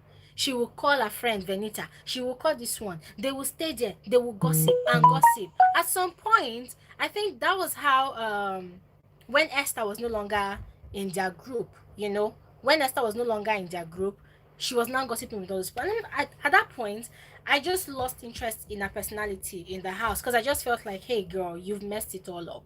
You know, you've messed it all up, you know. And then coming out of the house, all the beef between titans, mercenarians or mercenaries, all the beef, all the toxic energy, all the wahala, guys, let me not lie to you. I got fed up with all these titans and mercenaries or mercenarians quarrel. Honestly, because for me, I just felt like, come on. When the shade is thrown, if it is not thrown to you, do not catch it, do not accept it. Why do you guys use your own hands to go and look for shade and collect? You know the tire. Like seriously, you know the tire. I go on Twitter like every single day, but when I go on Twitter, when I say a comment that is not for me, I don't address it. You know, but these people seem to have a lot of energy. And in as much as these two girls have said a lot of times that they do not have any grudge against each other, they do not have any beef, it's not true. It is not true. In fact, I don't want to even talk about it, because this their beef, it takes a lot of energy away from human beings, you know. So I don't want to even talk about it. But coming forward to the reunion show, Mercy has been very, very quiet on the reunion show so far. She has not really talked much, and I don't know why. Maybe it's because Ebuka has not really asked her a lot of questions, but she has not really talked much on the reunion show. So I am not going to say anything about Mercy's character for now until next week, okay? Because next week the reunion show continues. So I'm gonna see if Ebuka is gonna ask her more questions. That is if the show has not been pre-recorded, anyways. But I'm gonna see if Ebuka is gonna ask her more questions, and let's see how it goes. Although I don't understand why she was laughing when Tacha was talking. So as I said, I feel like these people, they created a WhatsApp group, you know, to ponder over answers they're going to give to certain questions on the reunion show. So let's just watch and see how it goes. Dupa said it wounds Tacha still and cuffs all of them, and that annoys them all. Despite disqualification, she's making so much money and impact. That won't sit well with others. They prefer she is down.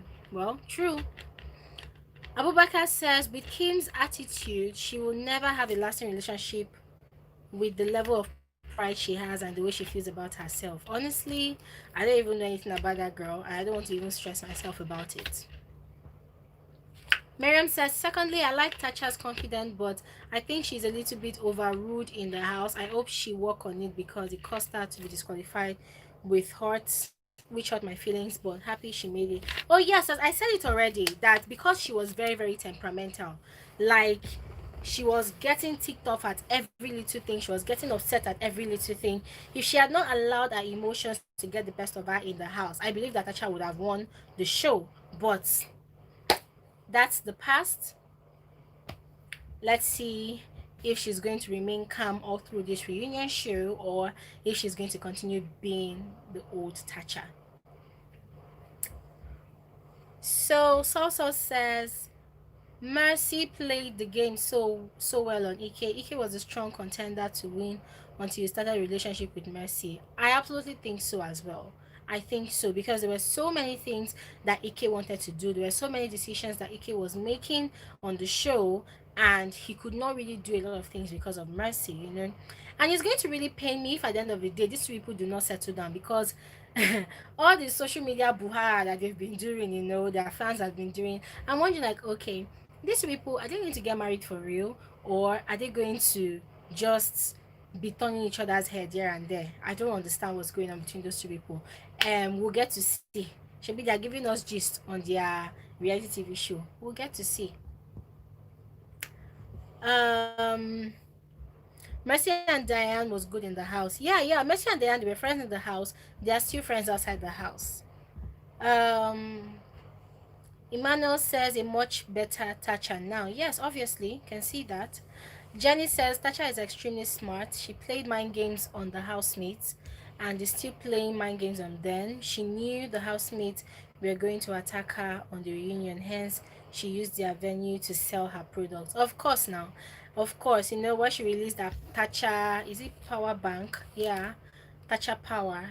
Yeah, I don't know the name of that thing. Yeah, but she released that product, and for me, I feel like that's a very, very strategic way of introducing another business. Yeah, a lot of people are going to be curious as to what you're going to do. What is she going to do? How is she going to feel during the reunion show? So you use the opportunity to release another product. For me, I feel like that's very smart.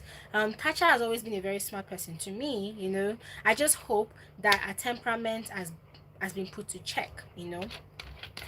So guys,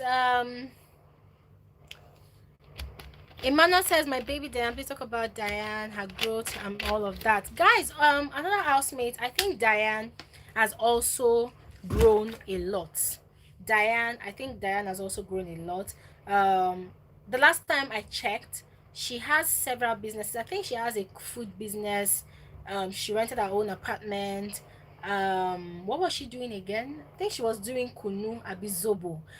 But she has always said that she loves to cook, that when she comes out of the house she's going to start a food business, and Diane literally started the food business, and she's really doing great for herself. Another thing I like about Diane is, even though in the house she used to gossip a lot with Mercy on the show, outside the show now, I noticed that she has not particularly engaged herself in most of the fan wars that's been going on between all the fans, Titans and Mercenarians, and any other fan group or fan base. So for the fact that she's been able to mind her business and focus her energy on the business that pays her, I think Diane has also grown as well. Period. So guys, go ahead and ask me your questions. Let me know what you are expecting to see on the show. Oh, by the ways, guys, I just want to announce to you guys that as you can see, there are adverts that are playing on my videos, so kindly do not skip the adverts. Kindly watch the adverts, because it's going to go a long way to help me maintain my YouTube channel. So thank you. That's it.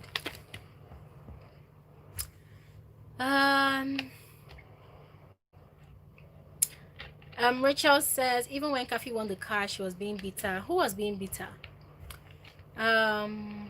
Zaki said, Venita and Kim are just trying to take a shot at fame. Well, if it works for them, they should go ahead. If it doesn't work for them, I feel like they should just calm down.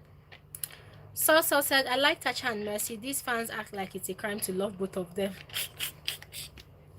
My dear, I'm tired of Titans and Mercenarians, or mercenaries, or whatever they call themselves. I'm tired of those people.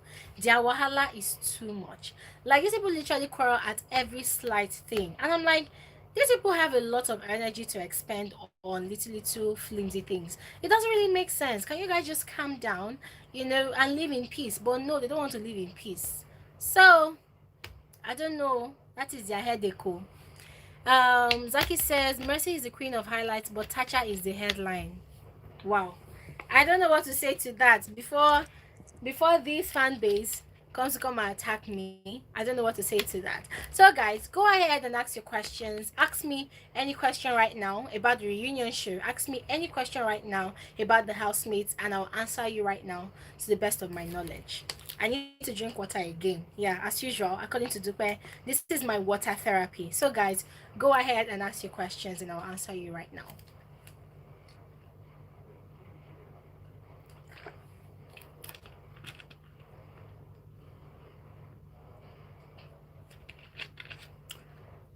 So, Extra Lasting says, Diane was busy following Mercy in the house in the name of friendship.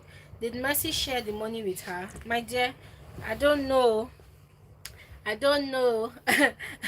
I don't know. I cannot tell you. I don't know. But honestly, Mercy and Diane's friendship in the house for me, at some point, I didn't like it. I didn't like it. Look, I understand the thing that women do, you know, like a lot of people, when they are friends with people, they are very, very jealous about their friendship.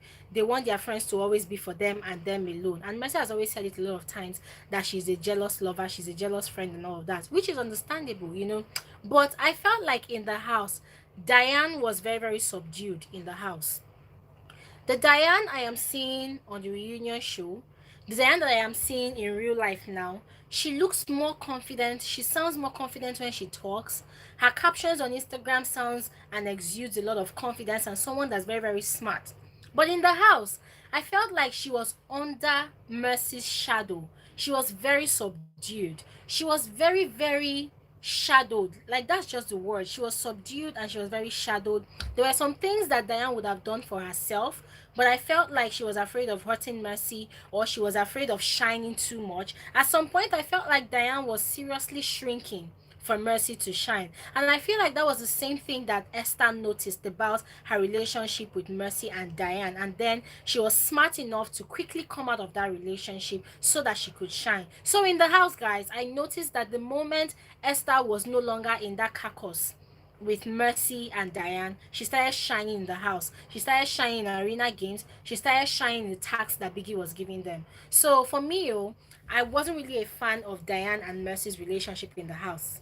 Honestly, I wasn't. I just felt like Diane had a lot that she would have offered in the house. I felt like Diane would have been Mercy's competition if she wasn't Mercy's friend. Yes, that's what I felt. Diane would have been a strong contender to Mercy. Mercy would have been threatened by Diane if Diane wasn't Mercy's friend. So for me, in my own opinion, Diane should not have, she could have been friends with Mercy or any other person, yes, but I just felt like she shouldn't have allowed herself to go through the BBnaija show under Mercy's wings, under Mercy's shadow. For me, it's a no-no. It's a no-no. So Zaki is asking, why does it seem like all the housemates are coming for Tacha? Well, remember, in Biggie's house, you can only exchange words, you can only insult someone, but you can never lift a finger to hit someone. So I feel like a lot of times in the house, all the people that Tacha had issues with, at some point in time, they had wanted to slap her or beat her up or fight with her. Yeah, I feel like they had wanted to fight her, especially the fight she had with Mercy. She possibly wanted to slap Mercy. She possibly wanted to beat Mercy. Both of them possibly wanted to beat each other, you know. But they could not do that for the fear of disqualification in the house on the show, you know. So now that there's a reunion show, this is an opportunity for everybody to go crazy. This is an opportunity for them to say what they want to say without the fear of being disqualified. Remember, this is a reunion show, so you can possibly slap somebody on the show and Biggie will not evict you. So on the reunion show, Biggie has no power anymore over any of the housemates. So I feel like that's another reason why they are all coming after Tacha. In as much as they are still very, very like pissed at Tacha, they still hold grudges against her. I feel like that's the reason why they are coming at her, because now they feel like they can say whatever they want to say to her, they can do whatever they want to do to her without bearing, you know, any consequences for it, if that's what they think in their heads. So to answer your question, that is what I think.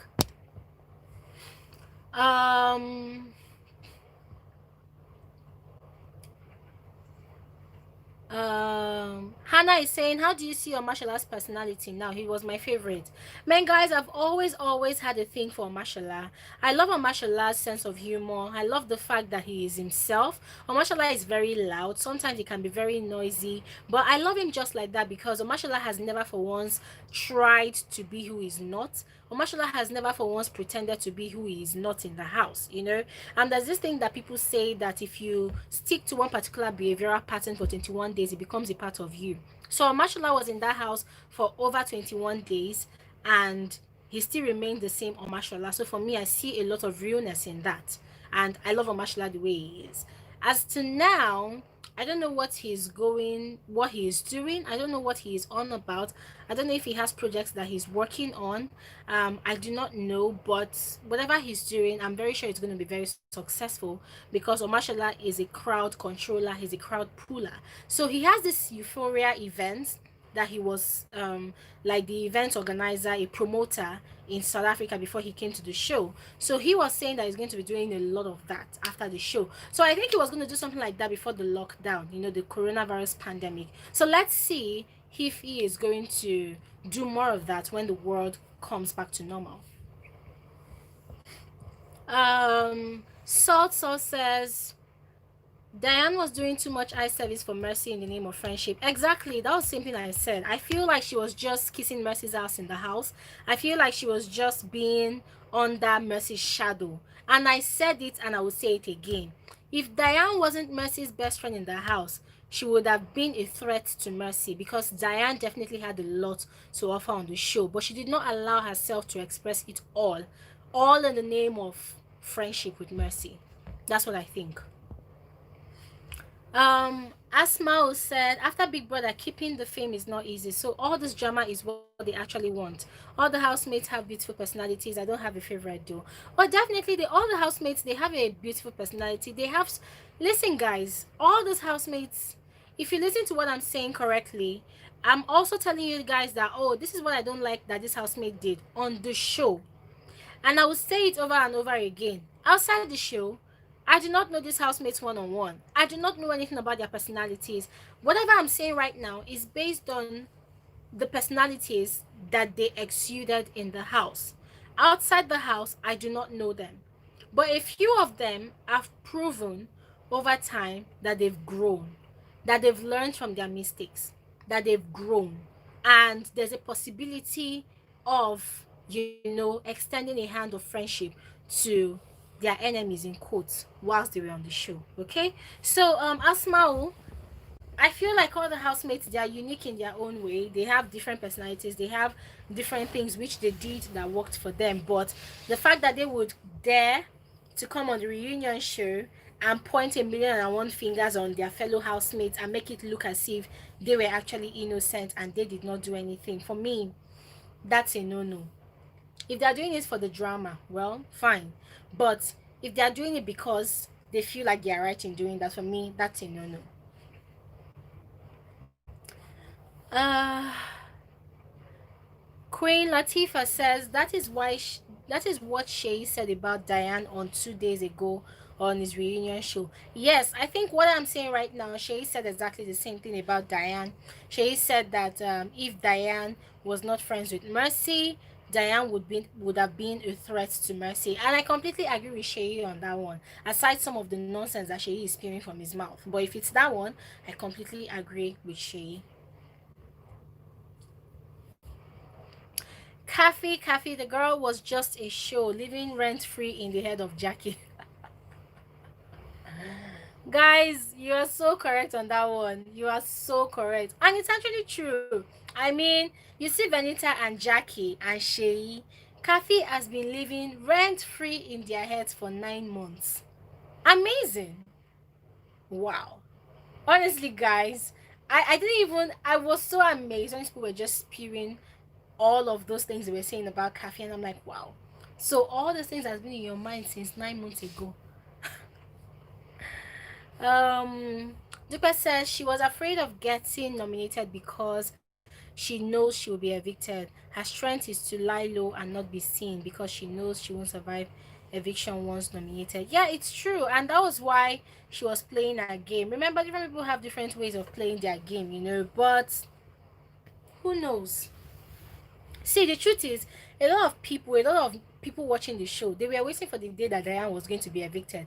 And the reason why they were waiting was because Diane wasn't really exploring all her strengths. She wasn't really showing people what she was made of. She wasn't really showing people what she could do. It's really annoying that it's now that the show is over that she's really doing so much. If she was doing all those things that she's doing outside now and back in the show, honestly, Diane would have been another contender for the money, like a strong contender. But I don't know what went wrong. She did what she had to do and she did not win the money. So who knows? Zaki says, I think Mike had no business being in the house. He actually offered nothing. Zaki, for Mike.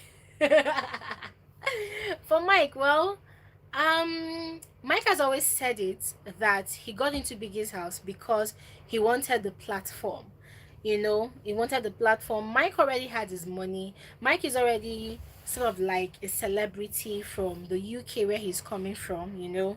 He's already doing well, him and his wife, you know. So me too, I was also thinking in the same light that you were thinking, that why his Mike, you know, why is Mike in the house? Why did Mike go into the house, you know?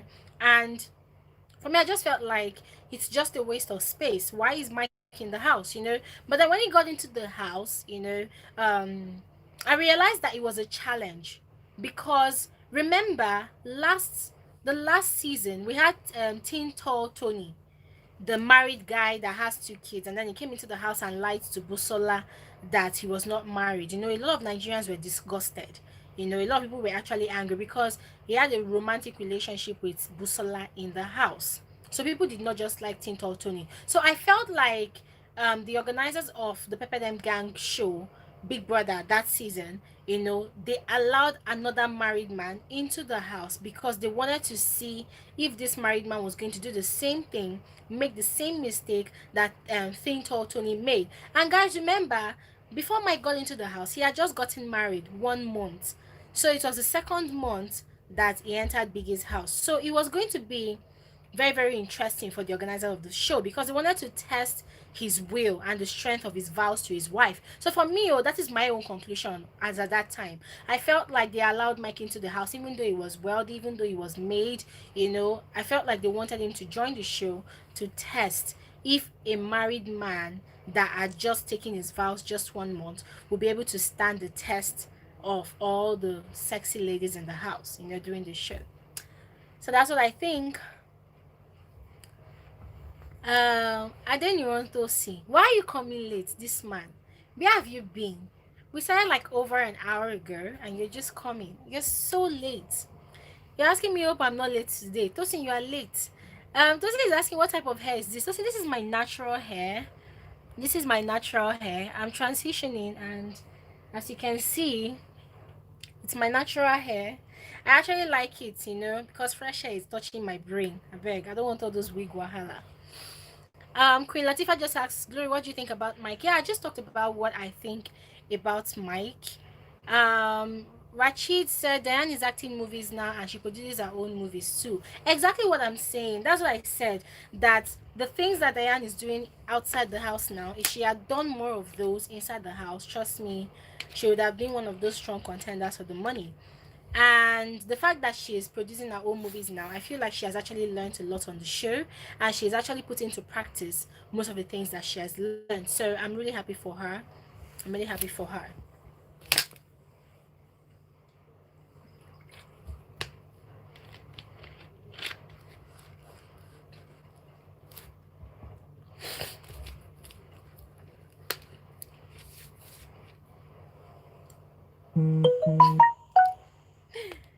Woo! Oh my god. So Zaki said Sheyi is just full of himself. He thinks he is that smart, but he is actually not. My dear, same thing I think. Oh. I didn't know what Tosi said, been sleeping or just got up from bed. Tosi, I'm glad that you're here anyways.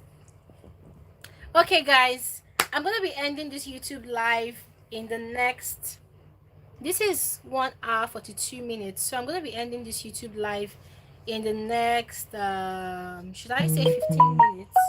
Yeah, in the next 15 minutes.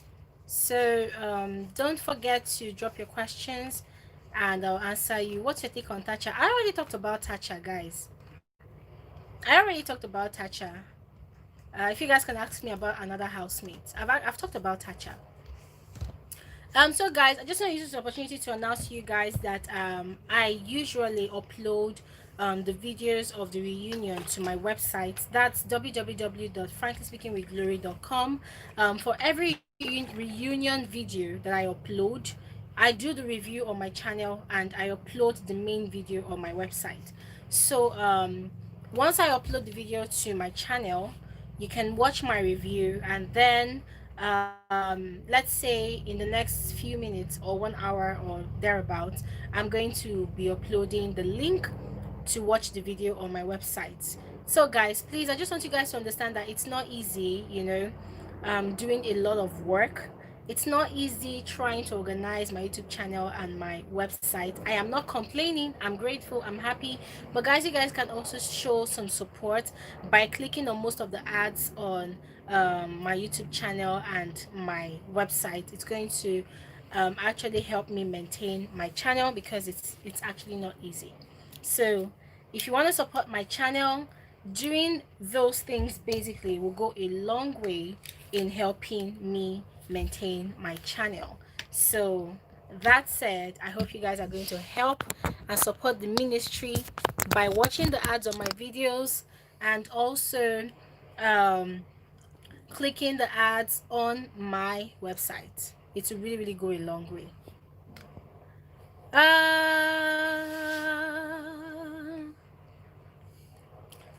Mufida said, what's your take on Tacha? Yeah, I said I've already talked about Tacha. Kanye Cap said they didn't tell us which housemates are still dating. Khafi and Gedoni are obviously engaged.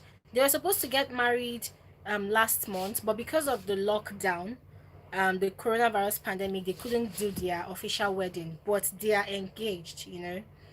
Um Asma said, nice meeting you, host. I have learned a lot on your channel. Wow, thank you so much, darling. Thank you so much.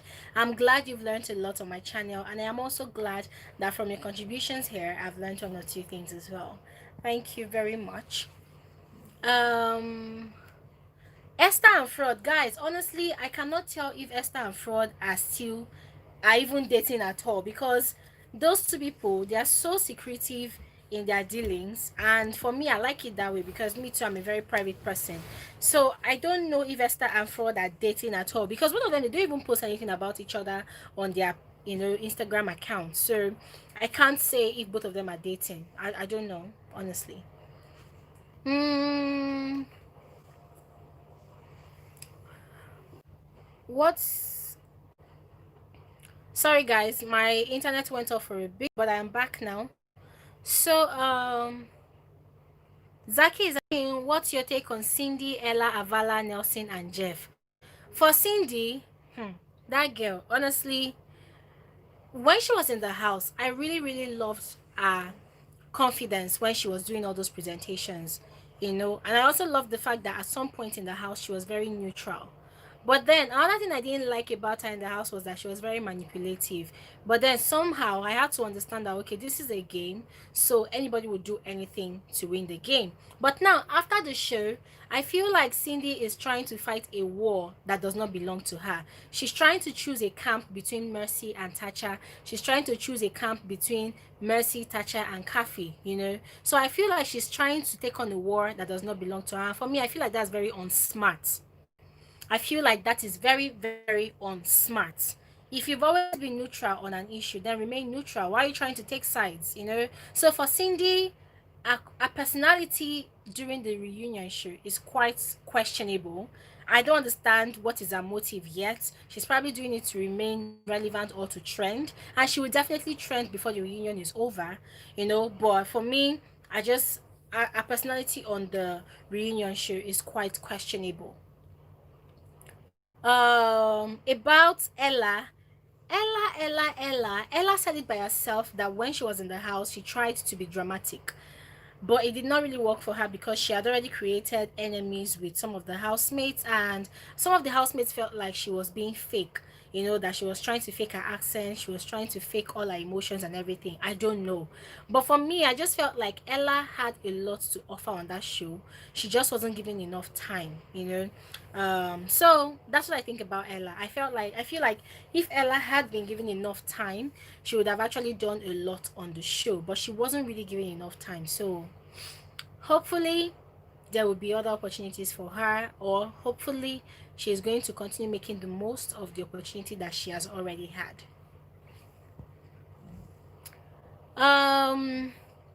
Avala, honestly guys, I don't really know much Avala. Remember, she was one of those people that was removed or evicted from the first week in the house. So outside the house, Avala is just minding her business. She's being friends with everybody. She's not picking on a war that does not belong to her.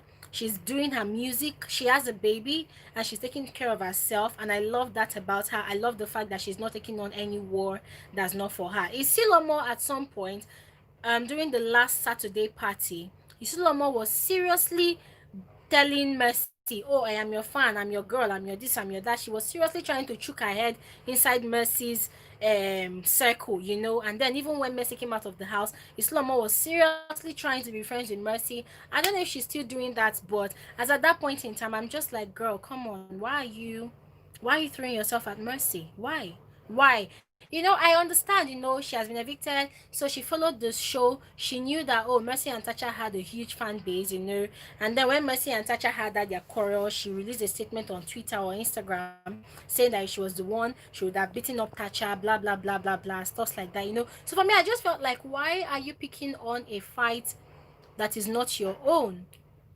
Can you just try and remain neutral, you know? So that's what I think about Isilomo. I don't know what she's doing right now, although I've actually seen her in person and she's a very, very sweet individual, you know.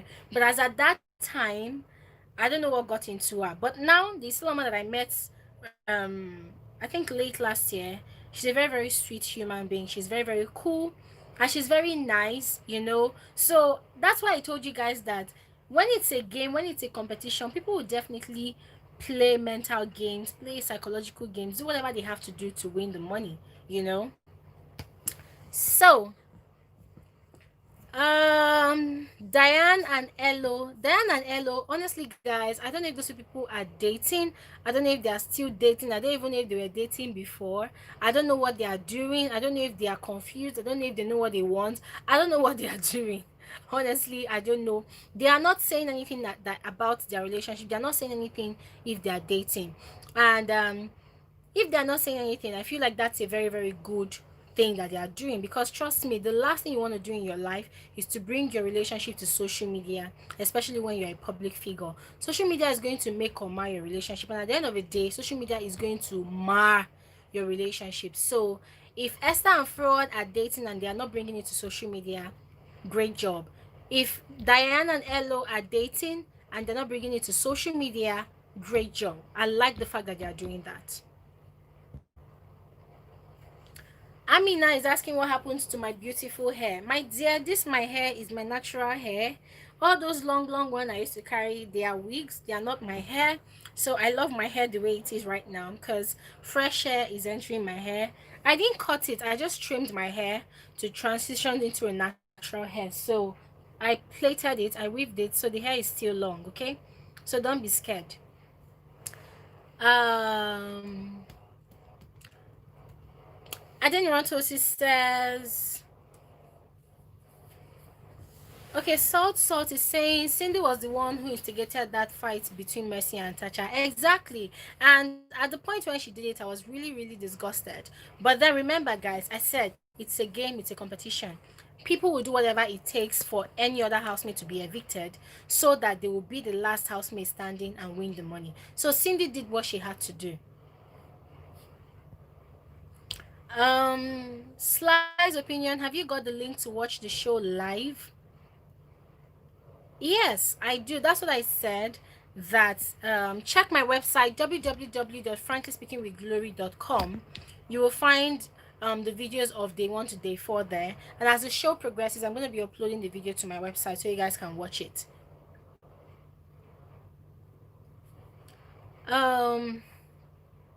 Tosin says Cindy was just something else. I used to like her, but I started disliking her because she was sneaky. Yes, Cindy was very sneaky, still very sneaky, and honestly, guys, I don't even know what's up with that girl. Zaki says the most successful housemates after the show are Tacha, Mercy, Khafi, Omashola, Frodd, and Ike in that order. Yes, I agree with you. Yes, I agree with you.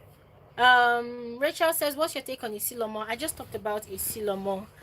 Pop, salt, and culture. What's up? What's up? So she said Mercy put up a vlog yesterday. Love her confidence and business sense. Yes, cool. Mercy, no, the truth is, Mercy also has a business sense. She does, the fact that she's able to actually start up a real estate business that she has always wanted to do, the fact that she started a fashion business, she actually has a very good business sense as well. But what I just wish for is that these people will just stop quarreling all the time. That's her fan base and Tacha's fan base. And I feel like Mercy is allowing Venita to push her to do certain things that she shouldn't be doing, because I was quite disappointed in that video, that Instagram live that she did. She and Venita, they were asking Tacha where is the energy and blah blah blah. I was quite disappointed because I felt like, come on, girl, you've won the money, you've gone past all those things, so why are you allowing some other person that has beef with other people to make you look and sound childish? So I feel like Mercy is allowing other housemates like Sheyi and Venita to push her into doing things that she's not supposed to do, or she's probably just doing them on her own. For me, focus on your business, make your money so that you can have your bragging rights intact. So what's the point acting childish all the damn time on social media? And the another thing people don't really understand about social media is people are just there to be entertained. People are just there to see all the drama. Nobody really, really cares about you. So one day Mercy is acting in her right senses, another day she's acting crazy. And I'm like, girl, get your acts right. Focus on your business. You started Lambo Homes. Focus on it and make your money and stop jumping here and there. So I just wish that she would just focus on her business. Um so um okay, pop salt and culture. Yeah, Tacha's vlog. Yes, I watched her video, the one she talked about insecurities, and I just realized that, wow, this girl, she has really grown as well. Yeah. Tacha, I love the fact that she is now able to accept that, oh yes, she did what she did inside the show, but she did it because she wanted to win the money. But if you do not know her, you cannot particularly say that, oh, this girl is rude and blah blah blah, if you've not really had your one-on-one encounter with her. And I will repeat what I have always said on this live session, guys, that listen, most of the things I am analyzing about this housemates are the things that they did on the show. And I'll still say that most of these housemates, I do not know them one-on-one. I do not live with them. I am not their friends. I'm not their sister. I don't know them one-on-one. So I cannot say for real that this is who they are. So any other thing I will be saying is based on what they did inside the house and based on what they are telling us on the reunion show. So, um, Simfiway says, please speak about the upcoming season, your expectations. Guys, my expectations for the next season of Big Brother Naija show. You people think Tacha is crazy or rude. I'm expecting to see somebody that is worse than what Tacha did in the house. That's one thing I'm expecting. Because let's be realistic. A lot of people have seen how Tacha is successful. A lot of people have seen how Mercy is successful as well. So trust me, in as much as people are disliking these two people or disliking every other housemate, we are going to have another version of Tacha in season 5. We are going to have another version of Mercy in season 5. We are going to have girls that are going to come with 4 boxes of clothes and shoes and makeup and human hair to the house. We are going to see people that are going to be mad. We are going to see people that are going to act like Diane, that is low-key under the radar. We are going to see people that are going to come and act like Sheyi. My father is a Wolowo. I am a peacock. I have shoulder pad on my shoulder. I am the smartest person in the room. We are going to see people that are going to act like that. We're going to see people that are going to actually that are going to be better. We're going to see people that are going to be very, very more informed and more prepared. Yeah, because now people understand now that the show is a psychological game. It's also a physical game that shows your physical strength. It also shows your emotional strength. It's a game that shows your mental capacity. How informed are you? How enlightened are you? Because when you look at all the tasks that the housemates were given in the house, you will see that your test of knowledge is that it's put to test, or your knowledge is put to test. So I'm going to see a lot of people. I'm expecting people that are prepared, and I'm also expecting people that are confused, people that don't know why they are going into the house. I'm expecting to see people that don't understand that, hey, this is actually a platform that can enhance my career. So let me put it in an orderly manner. I'm expecting another version of Tacha, because definitely there will be. I'm expecting another version of Mercy. Definitely there will be. And when I talk about Mercy, no offense to her body type or size, I'm expecting a lot of girls that are going to be looking hot, looking sexy. In fact, I'm expecting girls that have done their body, put blow blow, put this one here and there. I'm expecting girls that are going to come and sell their beauty, people that are going to come and sell their intelligence, people that are going to come and sell their skills, people that are going to come and sell their creativity, people that are going to come and sell their craft, people that are going to come and sell themselves, you know. So I'm expecting a whole lot, a whole lot. And the good thing about the show is every season the winning prize increases. So the last year, the winning prize was 45,000. This year, the winning prize, oh, sorry, season 2, the winning prize was 25 million. Season 3, the winning prize was 45 million. Season 4, the winning prize was 60 million. So this year, I'm expecting that the winning prize is going to be possibly 75 million or 80 million. Yes. So, quick question, guys, and I want you guys to answer this question like right now, because I'm going to end this video in the next 15 minutes. Now, what will you do if you were going to go for Big Brother Naija season 5? What will you do to win the winning prize? Let's say, for example, the winning prize is going to be 80 million. What will you do? Which housemate will you be like to win that 80 million? Oh yeah, let me see how crazy these people can be. Oh yeah, begin to answer the question. Oh. In case you did not hear the question, let me ask you again. If you were going to go for Big Brother Naija season 5, and they tell you that the winning prize is 80 million, which housemates from all the previous BBnaija season 2, season 3, season 4, which housemates do you want to be like to win that 80 million? Who wants to go first? Oh yeah.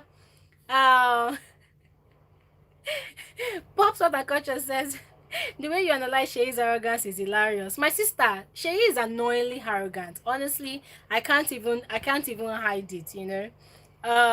She said, not sure every Nigerian is ready, but King Sisi and Tacha are helping bring some perspective regarding how the game is played.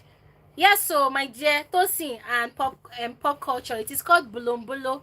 The people that are going to put Bulombolo in their front and back so that they will come and shake their bum properly so that people will vote for them. Dupe Omuwade says Tacha, okay. Dollar Sink Dollar says Tacha, okay. Blessing says, okay, Africans are somehow, when it comes to a girl being outspoken and don't care about your fame, then it's being rude. But when a guy is okay, it's fine. Yeah, my dear, I agree with you, you know. Tasha is outspoken, they say she's rude and all of that. Yeah, I understand. So Simpy Ray said on mashallah. TBJ says Tacha. Brian says Tacha's personality without a temperament. I like that. Annie Marie says, oh mashallah. Tosin said, let people hate you in the house and you become the biggest threat and people tend to vote for you more. Yes, so. And Tremofat said, Tacha, Sisi, Khafi, Bisola. Ha! Tremofat, you are so merciless. As in, you just packed all the strong housemates that you can remember. Okay. Blessing said, me, I be like Tacha, okay? Emmanuel said, mercy. Yo, so you're going to be our fashionista. Nice one. Salt said, Tacha, but without the fight. Pop says, I respect a blumbulo strategy too. So far as the blumbulo comes with some good drama. Yes, so you should bring it on. I don't answer because it's the way forward in BBnaija. Of course, it's the way forward. Simfiwe says, oh mashallah, Tosin wants to be like Tacha, yeah, to win the 80 million. Saul said Tacha was the underdog. Why do you all think she was always saved in eviction? Like guys, then suffer Tacha, not be small.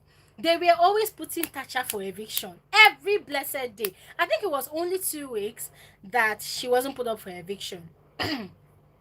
Tosin said I maybe be savage like Glory. Am I savage? Hey! Tosin, am I savage? I'm not savage, Joe. Oh Okay, Onyeka Obekwe is asking, what is the topic? So if you're just joining this YouTube live right now, I'm going to ask this question again. If you are going to go for Big Brother Naija Season 5, and you were told that the winning prize is 80 million naira, which housemate would you like to be like to win that 80 million? You can pick any housemate from season 2, season 3, season 4. Yeah. So which housemate would you like to be like? Some people are saying they want to be like Tacha. Some people said they will be like Mercy. Some people said on Mashola. Some said Sisi, Busola. So which housemate will you be like? Tosin is saying, are you coming on Instagram live tomorrow? No, I'm not coming on Instagram live tomorrow. I have a lot of things to do tomorrow. So guys, I'm waiting for you. Okoye Candice said Tacha. Okay. Zaki said I will be a Titan and Caffeinator. Yo. Pop Southern Culture said loving the androgynous look you're serving today. By the way, hair and the bottom up. Yes, so my dear, like there are some days okay, maybe you guys do not know. If I'm gonna wear a shirt, this is my favorite kind of shirt. It has to be buttoned up all the way up. So this is how I like it. And I love tomahawk hairstyles, you know. And it's quite funny because when I called the hairstylist to come to my house and make my hair, I didn't even tell her what to do. I just told her, look, I wanted to pick every single strand of my hair, okay?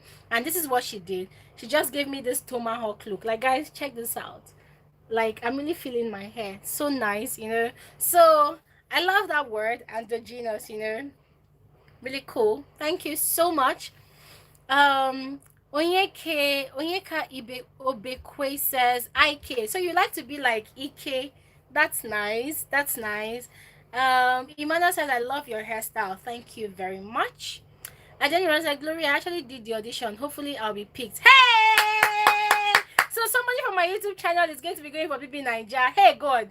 Let them pick Tosin, yo. Let them pick Tosin, yo. Tosi, I'm gonna be gunning for you. I'm gonna be gunning for you, definitely. Let's see how it goes. Onyeka said, I like Ike. Okay, that's nice. Pop Salt and Culture, thank you so much for loving my hair, for loving my look. Thank you so much. Annie Marie says, you look more beautiful without those wigs. My dear, I'm not gonna be wearing those wigs for the next 2 weeks. Yeah. I'm not going to be wearing wigs for the next 2 weeks because I really need my hair to breathe. It's not easy wearing wigs, honestly.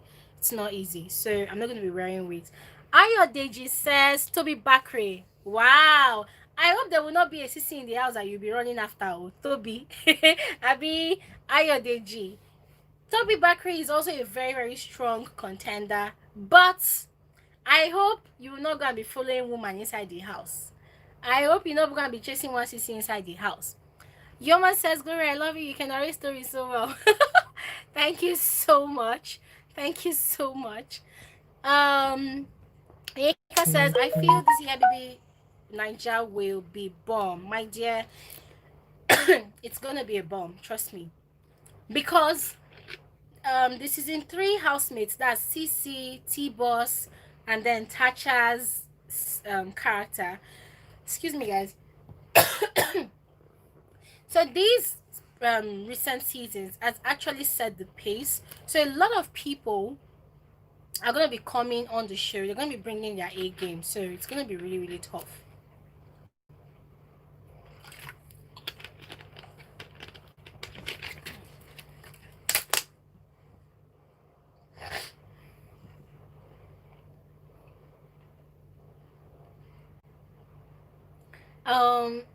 Emmanuel says Diane's character will win season 5. Well, let's see how it goes. Let's see how it goes. And Emmanuel, you have a point because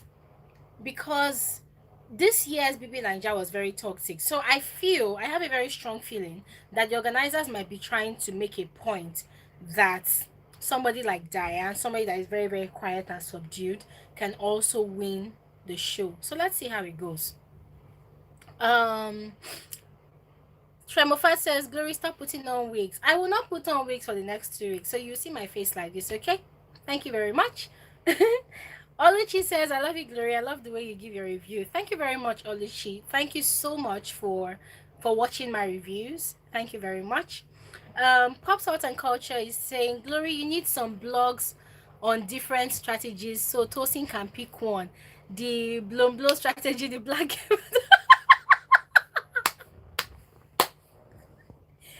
Oh my god. Tosin, Shoti, yeah?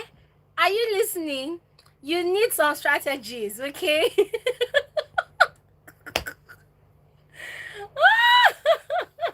Oh my god.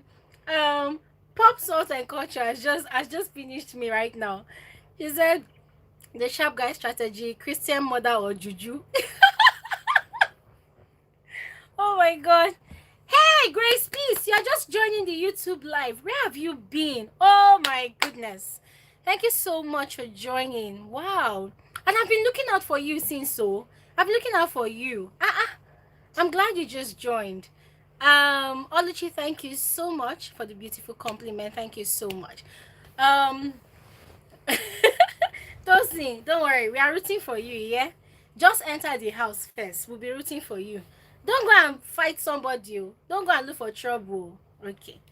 Grace Peace, you're welcome. So guys, basically, I'm gonna end this YouTube live now. Remember, I asked a question. Even though this YouTube live has ended, you can still, I'm going to upload it straight to my channel. So the YouTube live is going to be on my channel. So if you missed this conversation from the beginning, the video is going to be on my channel, okay? So you can watch it from the beginning till the end, and you can just also drop your comments in the comment section below. I will still see it, okay? So I'm going to ask the question again. If you are going to go for Big Brother Naija season 5 and you were told that you're going to be winning 18 million as the winning prize, which housemate will you want to be like to win that money? Remember, you can pick any housemate from season 2, 3, 4, okay? Remember, season 2 was the T-Boss Busola set. Season 3 was the Toby Bakare, Miracle, Sisi, Nina set. And then season 5 is the Tacha, Mercy, Sheyi or Mashallah set. Okay, so guys, go ahead and drop your thoughts in the comment section below. I want to end this YouTube live right now. So, if you have any last question you want to ask me, please go ahead and ask me. If you have anything you want me to do for you right now, just tell me to do it for you right now. If you want me to give you a shout out right now, just mention it right now. You have like 5 minutes, 5 whole minutes for me to do that. So, who wants to go first? You want to ask any question? You want me to give you a shout out? Today is your birthday, or tomorrow is your birthday, or yesterday was your birthday, whatever it is, tell me. Aden Tosin wants me to give him a shout out. Okay, I'm giving a huge shout out to Tosi. Tosi is one of my most disturbing subscriber on this channel. Tosi is always giving me a headache. Tosi is very, very troublesome. Tosin is one of my favorite subscribers. Tosin has been with me on this channel since last year, for over a year now, and I'm super overwhelmed by his love and support. Tosi, a huge shout out to you. Thank you so much for supporting my YouTube channel. Thank you so much for always contributing. Thank you so much for sharing my videos. Thank you so much for introducing your friends to my channel. You are simply amazing. And I wanted to get into Big Brother Nigeria's house because I want to root for you. Okay? All right. Um um Emmanuel is saying, Glory, why is it that you at times fear the Titans when making comments? My dear, to be honest with you, I do not fear nobody. Yes, I do not fear any Titans. I do not fear anybody's fan base. I do not fear any freaking person. And that is why my reviews are always sounding as if I'm savage. Yes. So when I say, okay, let me not say these things so that Titans will not come and say these things, I mentioned that because, to be honest with you, when some of these people, you need to see some of the comments that people come on my channel to comment. And for me on my channel, I want it to be about positive energy, you know. So I did a video on my channel, you know, reacting to negative comments on my channel. Do you know, some of these people, because they have favorites from Big Brother Naija that they support, when I give a review, they come on my channel and they call me a witch. They call me useless. They call me so many names. And the truth is, those names they call me, it doesn't do anything to me. It doesn't affect me. And I don't really care. I have zero care for all those things, you know. But I'm a nice person. And I feel really bad when people get into their feelings when I'm giving a review about a show. So when I say, oh, let me not say these things so that these titans or mercenaries will not get upset, you know what? You people should get upset. I come and comment on my channel. I'm waiting for all of you. What? Like, I'm afraid of you people. I'm not afraid of anybody's fan base. In fact, come to my channel. Tomorrow is Mercy and Ike's show. Tomorrow is Sunday. I'm going to do a video about it and I'm going to upload. Anybody that comes to my channel, please come for me. I'm just gonna be looking at the comments and I'll just be laughing. But the reality is, hey, I allow people to express themselves on my channel, so it's not like I'm afraid of anybody. No, I'm not afraid of anybody. I give my opinion, and when people say things to me or against me or anything, for me, I just like, okay, it is your perspective. There's nothing wrong in you having a perspective. But the truth is, some of the things that you will say that you think will hurt me, it's not a fact. So I will not take it as a fact. Thank you very much. Okay. Those things that he has fans already. So Tremofat said, please give me a shout out with my Kiev Trevor Magati. Okay, Tremofat, I want to give this huge shout out to Tremofat as well. Tremofat is also one of those people that has stuck to my channel from day one. So thank you so much. I appreciate all your data that you have been spending on watching my videos. I appreciate all the energy that you've been using to type and contribute to my channel's growth, to my comments, to the engagement and everything. Thank you so much. And I noticed that most of the time when you comment on my channel, you are not very insulting. You give your own perspective without insulting me or any other person on my channel. So thank you so much for being very mature on my channel, and thank you so much for constantly being here. In fact, I'm going to make Tosin the first son of this family. Dupe is the first daughter. Tremofat is the second son of this family. But that's just a joke. Thank you guys so much.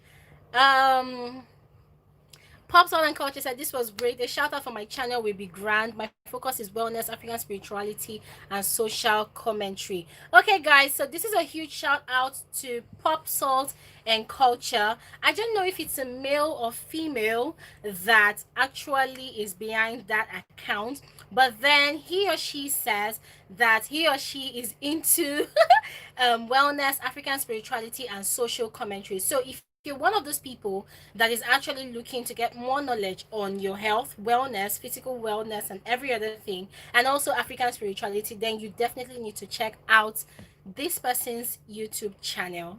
Yeah, and thank you very much, darling, for always commenting on my channel. Onyeka says today is my ex-girlfriend's birthday. Do you want me to give your ex-girlfriend a shout out? I don't understand.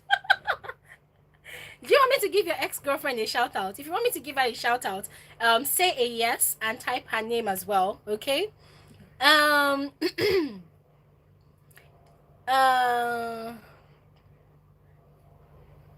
Maria said, why didn't you review Ultimate Love season 1?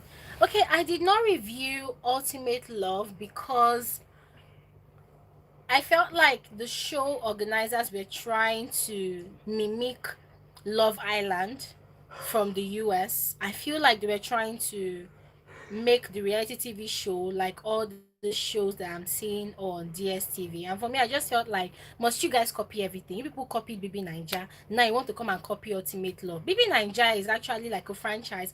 We have BBnaija UK, BBnaija America, you know, we have BBnaija, even BBnaija India, you know. So BBnaija Nigeria is ongoing, and then there's Big Brother Naija Africa, you know. And then when I saw Ultimate Love, I'm like, can we do something different? Why are we trying to do, you know? So I just got put off with the show, and most of the housemates that they brought into the show, I don't know, but I just lost interest. That was why I didn't review the show. But hopefully, I'm going to review the next Ultimate Love if they do another one. So let's see how it goes.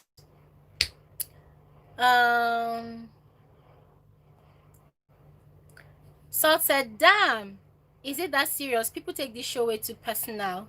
It's not that deep. My dear, it is deep. Oh, some people literally come to my channel to call me names. Not like I care anyways, but they actually do that. Some fans have become fanatics, you know. Some fans have become very obsessed with the people that they like, and it's very dangerous to their mental health. They actually do not know that, but it's not my business. They should go ahead and do what they want to do. Brian said period, period, period. Yes, period. Ajayi says, okay, oh, shout out for only people that disturb you only. One of people like me that likes listening only. If you want me to notice you on this channel, you have to disturb me. Oh, if you don't disturb me, I will not notice you. Like, in a video, I might have like 1,000 views, okay? So if you do not comment on the video, I will not know who you are, okay? Because YouTube does not show us the names of people that actually watch our videos, okay? So most of these people that I'm actually mentioning their names and giving them shout outs, it's because you're actually commenting on this live right now. So I'm seeing your name and you're actually telling me to give you a shout out, okay? So on my channel, if you want me to give you shout outs, you definitely need to be active, like the video and comment, especially if you don't comment on the videos, then I would just assume that you are amongst the 1,000 people that viewed the video, okay? So Tosin always comments. Tremo first comments on every single video. Dupe comments on every single video, and that's why I know these people, So please disturb me. Disturb me, Ajayi. I like it when my subscribers disturb me. Disturb me, please. Olua Tosin. Hello, hello. Oh, pop sauce and culture, you're a woman. Sorry, Jerry. Christian Okechukwu. Hello. Dupe said, Ada, me the real Ada. Yes, so you're the real Ada here. Grace Peace. Oh, guys, I need to give a huge shout out to Grace Peace. Grace Peace is one of those amazing subscribers also on this channel. I do not know her face to face, but whenever she comments, her presence alone on my channel, on my YouTube live, it gives me this very amazing settling feeling. I love the fact that I have someone like that. My elder sister's name is Grace, and I know somebody's name that is Peace. So when I hear her name, Grace Peace, I'm always very excited, that this my subscriber has come again. She can laugh. When I post a video, if it's funny to her, she'll be the first person to be laughing. So people like you guys, just gives me so much joy. So thank you so much, Grace Peace. Pop Salt and Culture, you are absolutely welcome. Thank you very much.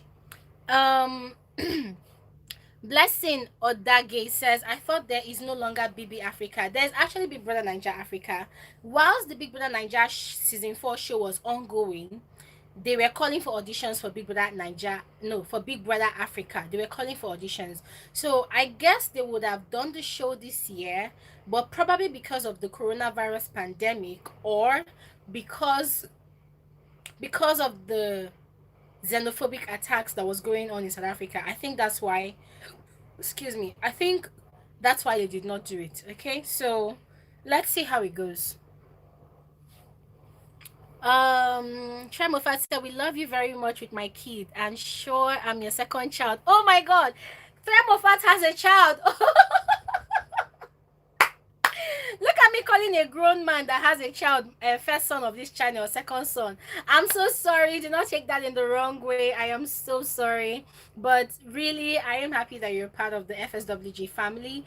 My regards to your kid. My regards to your family. Thank you so much.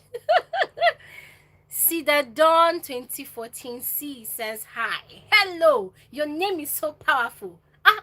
See that Dawn 2014, no, see that Dawn _ 2014C. Now wow. And then Francis Sawyer says, I thought this year's reunion would have been interesting than the double hala, but oh yeah, I'm just disappointed. Well, don't be disappointed. The show just started, so let's see how next week will be, and let's see how next week will be. Okay, let's see how next week will be. Okay, guys, this is where I'm going to end this YouTube live right now. Let's see. This is where I'm going to end this YouTube live right now. Thank you guys so much. If I didn't mention your name to give you a shout out, thank you so much for joining my YouTube live. Don't forget the question I asked you guys on this video. Go ahead and drop your comments in the comment section below. Remember, once again, the question is, if you're going to go for BBnaija season 5, and they told you that the winning prize is 80 million naira, which housemate would you want to be like to win that 80 million naira? Remember, you can pick any housemate from season 2, 3, and 4. Okay, Emmanuel Mara, this is a huge shout out to you. Thank you so much for being very, very active on this YouTube live. I enjoyed the questions you asked. I enjoyed all your contributions. Thank you so much. And Christian Amadi said, you just skipped my comment. Did you comment something and I did not see it? What did you say? Christian Amadi, you said I skipped your comment. I'm trying to see what you commented.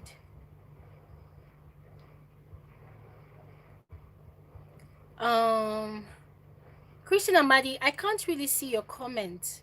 What did you say, please? What did you say? I can't see your comment. Woof. I can't see your comments. I'm so sorry if I skipped your comment, okay? If you can just say once again what you said, okay? Blessing Odage, this is a shout out to you, Blessing. Thank you so much for joining my channel, my YouTube live, for being very supportive of my channel. Oluwatosin, thank you very much for joining my YouTube live and being a part of this family. Oh, Christian Amadi. Oh, Christian Amadi said hi. Oh my God, Christian Amadi. Hello, hello. How are you? Hello, hello. It's good to see you. That's a special song for you. I'm so sorry for skipping your comment, okay? Thank you so much for joining my YouTube live. Francis Sawyer said, I would love to be a little bit of CC and a little bit of Khafi. Omoyin said, you're looking a bit fair in today's video. My dear, the sun is on my skin. It's making me glow like a light bulb. Okay guys, that's all for this particular episode of Frankly Speaking with Glory. Thank you guys for joining my YouTube live. I really enjoyed this live.